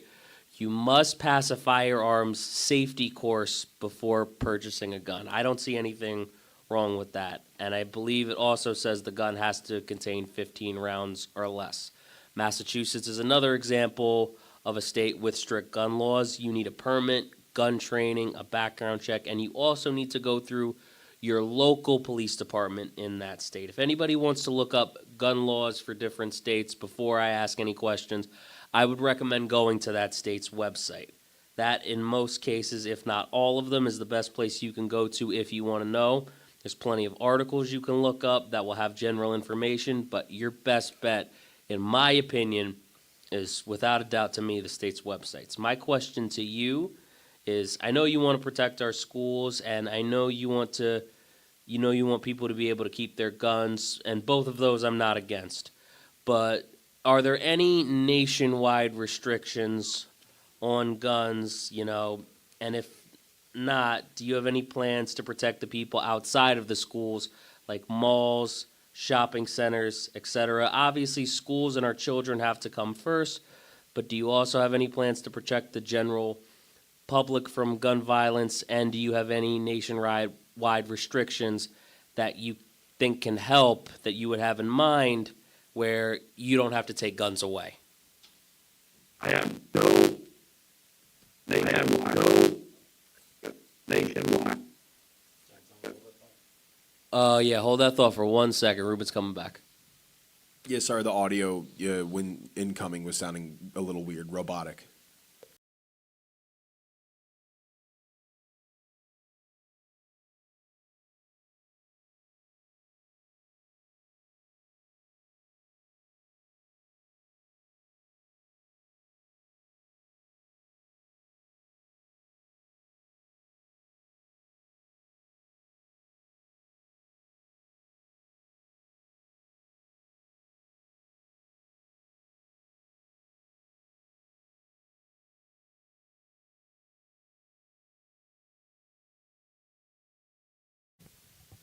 Can you hear me now? Yes. Yes. Yes. I don't have any nationwide restrictions that I would put on any weapon Okay. that can be in this country. However, I would impose a uniformed concealed weapon carry for all 50 states. Okay. It would be the same in New Jersey as it would be in Texas, as it would be in Hawaii, as it would be in Washington State. Okay. This So, answer your question for the malls and the parks and things like that. When people, the Supreme Court just ruled that the people have a right to carry their weapon in public. And New York has got to overturn their statute because of what the Supreme Court just ruled on. okay. If people are taking their constitutional duty, the Second Amendment, Right. and getting their concealed weapons permit or their open carry permit or whatever the law that we come up with, where you can carry your weapon. If people do that, I think you'll see a lot less crime or a lot less mass shooting because the people of this country will be carrying. Okay. They will be protecting themselves and those around them. We saw a few months, maybe it was last year, a guy in a restaurant in New York. These two guys were sitting at a table, and this one guy comes in with a fake gun and robs everybody in there. And the guy at the table stands up and puts a round in his back and kills the guy. And they found out he had a fake gun. Well, don't be stupid. Don't go somewhere with a fake gun. And if the criminals knew that we are abiding by our constitutional duty, it would make them a little more scared to do Right. things. Because you can sit on top of a building and fire down on a parade like they did in Chicago, but you got to come out of the building. Yeah. And they're waiting for you. You know, I think this would help a lot of the mass shootings that we've had. Right. Uh, That's definitely not completely without merit, 100%. I can remember situations. You remember Dan, the guy I used to work with at Amazon, right? He had Yes. glasses. He came to one of my shows. Yes.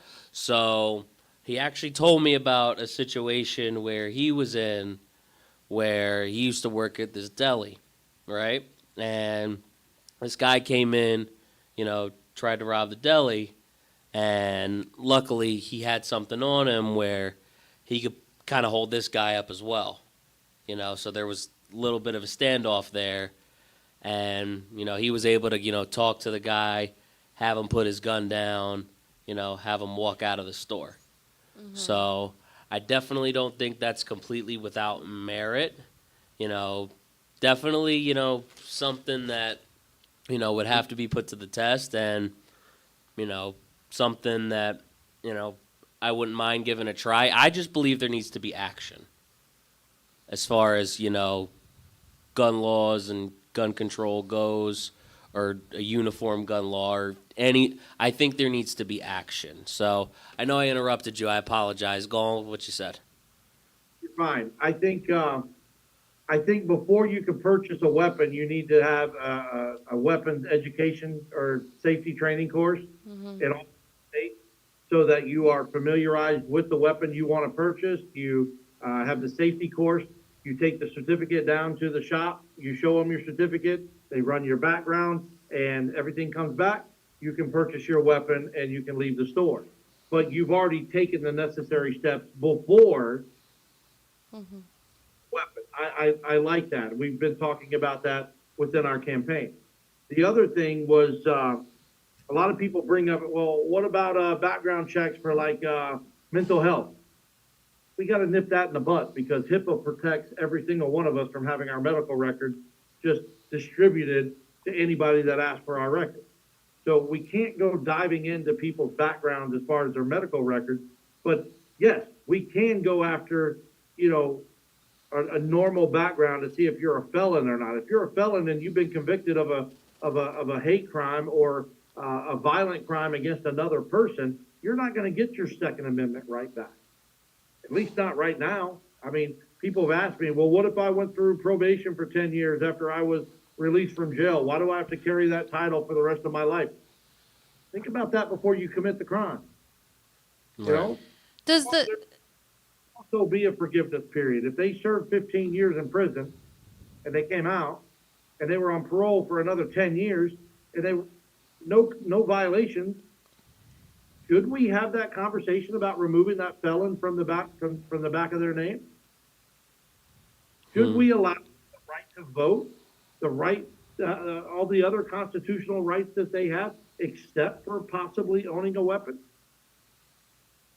If you've done the time, they say the thing: if you do the crime, you do the time. Well, there's got to be a time period at the end of the time where you can remove the felon from their record so that they can completely start over, whether it's at work or getting a loan or buying a house. Everybody pulls their record, they can see, oh, you're a convicted felon. Why didn't you tell me that? Should it be a period of time after they come out of prison, do you think? I think it's a period of 10 years after they get out of prison. Okay. I think that's fair. Because I look at my DUI, that took 3 years, so. No, you serve your full sentence. Right. Okay? If you rape, murder, assault a human being, then let's say you get 15 years. You're serving 15 years. You're not getting out in 8 because of good behavior. That's too light. We'll have a prison reform. We'll come back on your show again sometime. We'll talk about some of these other areas. Sure. Have a prison reform, but I want you in there for the full duration of your sentence if you hurt another human being. And I don't care if it's murder, rape, or assault. When you get out for 10 years, you don't get a traffic ticket. You don't get a shoplifting ticket. You don't get into a fight and get arrested again. If you're a good, outstanding citizen, abiding by the law, making good, positive contributions into our society, I think 10 years, a decade after you've already served 15 years in prison, you should be able to lose the felony status on your background. Okay. I can get behind that 100%. I can also get behind that because I myself am not a felon, but I know that is definitely a widely discussed topic among reformed felons, where it's been over 10 years, 15, 20 years, yet it's still hard for them to get a job. They can't get a loan. They can't vote. They're still restricted, even though it's been nearly half a lifetime since they've committed a heinous act. They can't go in and just do something as simple as voting. And they should. I think Yeah. they should vote. I agree. Yeah, 100%. The only time I don't necessarily agree with that is murder. Like assault and that I can agree, but personally, I think murder is probably big one of the one. worst things you could do. I think it To another depends. person. I think if it's a matter of like, oh, someone's about to kill my brother, so I killed them to save my brother, that's fine. But if I was like, Yeah. oh, you owe me money and I don't like you, boom, that's different. That's Yeah, also I don't that's necessarily- also defending your brother. You know what I mean? That is true. I wouldn't. That's not self-defense, but Yeah, the law is written black and white, but there are so many gray areas in between. Yes. Good lawyers that write the laws for us. And that's what we're lacking in Washington now. We have lawyers that are sitting there in Congress and the Senate, and they're creating laws that protect them. They're not creating laws that protect you. Absolutely. We can sit and we can spitball and we can come up with ideas all day long. And at the end of the day, when we want to put those into motion, we have to have them written up. And as president, I will be surrounded by the right people, not the wrong people. I don't care if they've got political experience or not. If they know how to write the law based on the platform of writing the law, I'll give them a shot. I would love to have a blue collar cabinet of hardworking American, men and women that want to serve the country. But there are some places you can't hire a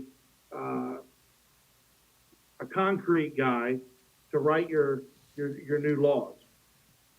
You've got to have people that understand how to do that. So we'll make sure that we have the right people so we can write the laws the right way. And again, I don't think murder you're getting out in 15 years. I mean, yeah, No. 25 at least. I will go on record, and I am confident with this, and some people are going to say it's too aggressive, but you know what? I don't care at this point. This country is hurting, and people are committing heinous crimes because they know they can get away with it. If you rape a woman or you shoot up a school, you will get the death penalty under my administration. And that penalty will be carried out within 1 year of your conviction date in court. So we'll do our due diligence, and you will have time to set your appeal, and you have the right to a fair and speedy trial. But when you are found guilty, the sentence will be passed down, and you will not spend a lifetime in jail on my expense or on your expense. So people who rape women, people who are sex trafficking children, and people who are shooting up our schools, you better take note, because I will make sure it is the last thing you do in this country. And your sentence will be up in 12 months. I will personally make sure that happens. A lot of people say it's aggressive. I say we do it so that we keep people from raping women and smuggling children and sex trafficking children, and definitely from taking weapons to our schools. I'm not disagreeing with you. I don't disagree. I feel it is a good deterrent against truly heinous acts Yeah. that some people tend to do here That and will there. secure our schools. It's good policy that will secure our schools. People like a prison. Listen, do you want to drop your kids off in the morning and know that they're coming home in the afternoon? Yes. Yes, absolutely. And then get a phone call from your principal one day going, listen, we have an active situation and I don't know where your son or daughter is. Mm-mm. Come on, America. Want to be in that position, or do you want to know that your children are safe? Do you want to know that the men and women who signed up to die for this country are protecting your children, or do you want to risk it because you think metal detectors are too aggressive? No, when it comes to a shooter at our schools, we need to stop it completely. And you do that by protection from the outside in, not the inside out. We will never allow teachers to be inside of school, ever. Not going to happen. So we can put together policies that will protect the schools and protect your sons and daughters from any of this crazy activity that's going on these days. We can stop it. 100%. Stop it. And, what's it going to take? 6 months and we get used to it so it's no longer an issue for us? Of course it's going to hurt in the beginning. It's going to feel that way in the beginning. But it's an active measure of progress that means our kids are going to be safe at school. That's what progress is. Yes. Progress isn't always easy. So One step back to take 10 steps forward. I do want to say you have been more than generous with your time. I know we talked about a lot, and I do want to say you have been nothing but personal the whole time. You've been easy to speak to, and I want to say thank you so much for giving us that time. So I want to say after this is somebody that I want to believe in. You know, I don't know what's going to happen, you know, towards election time, but this is somebody I want to believe in. So in good faith, I want to sit here and say, you know, definitely donate whatever you can to, you know, Cash App, PayPal, Anthony Hudson's website, and I personally will donate $50 right now. So I just watched him press the send button. He is not lying. Yeah, no, that's happening. I don't lie. One thing I So- do want to say before we go, one thing I just very much want to applaud you on is one thing that I think has been missing from American politics has been the push for teaching the history and teaching the whole history and not teaching the parts that we want to and the parts that we want to shy away from. One thing I very much want to applaud you on is bringing African American history fully into the curriculum, because I feel that that is something that especially specifically people that run in a conservative position have shied away from and have not been vocal about. And I feel that that will be very helpful in fixing this country, fixing the tension between races, fixing the tension between the people. I feel that that is something that will very much bring the people together, and that is something that everyone can get behind. And I just want to applaud you for that. Yes. So much, John. We got your PayPal payment. Thank you. And you know, when I decided to do this, it was for the people.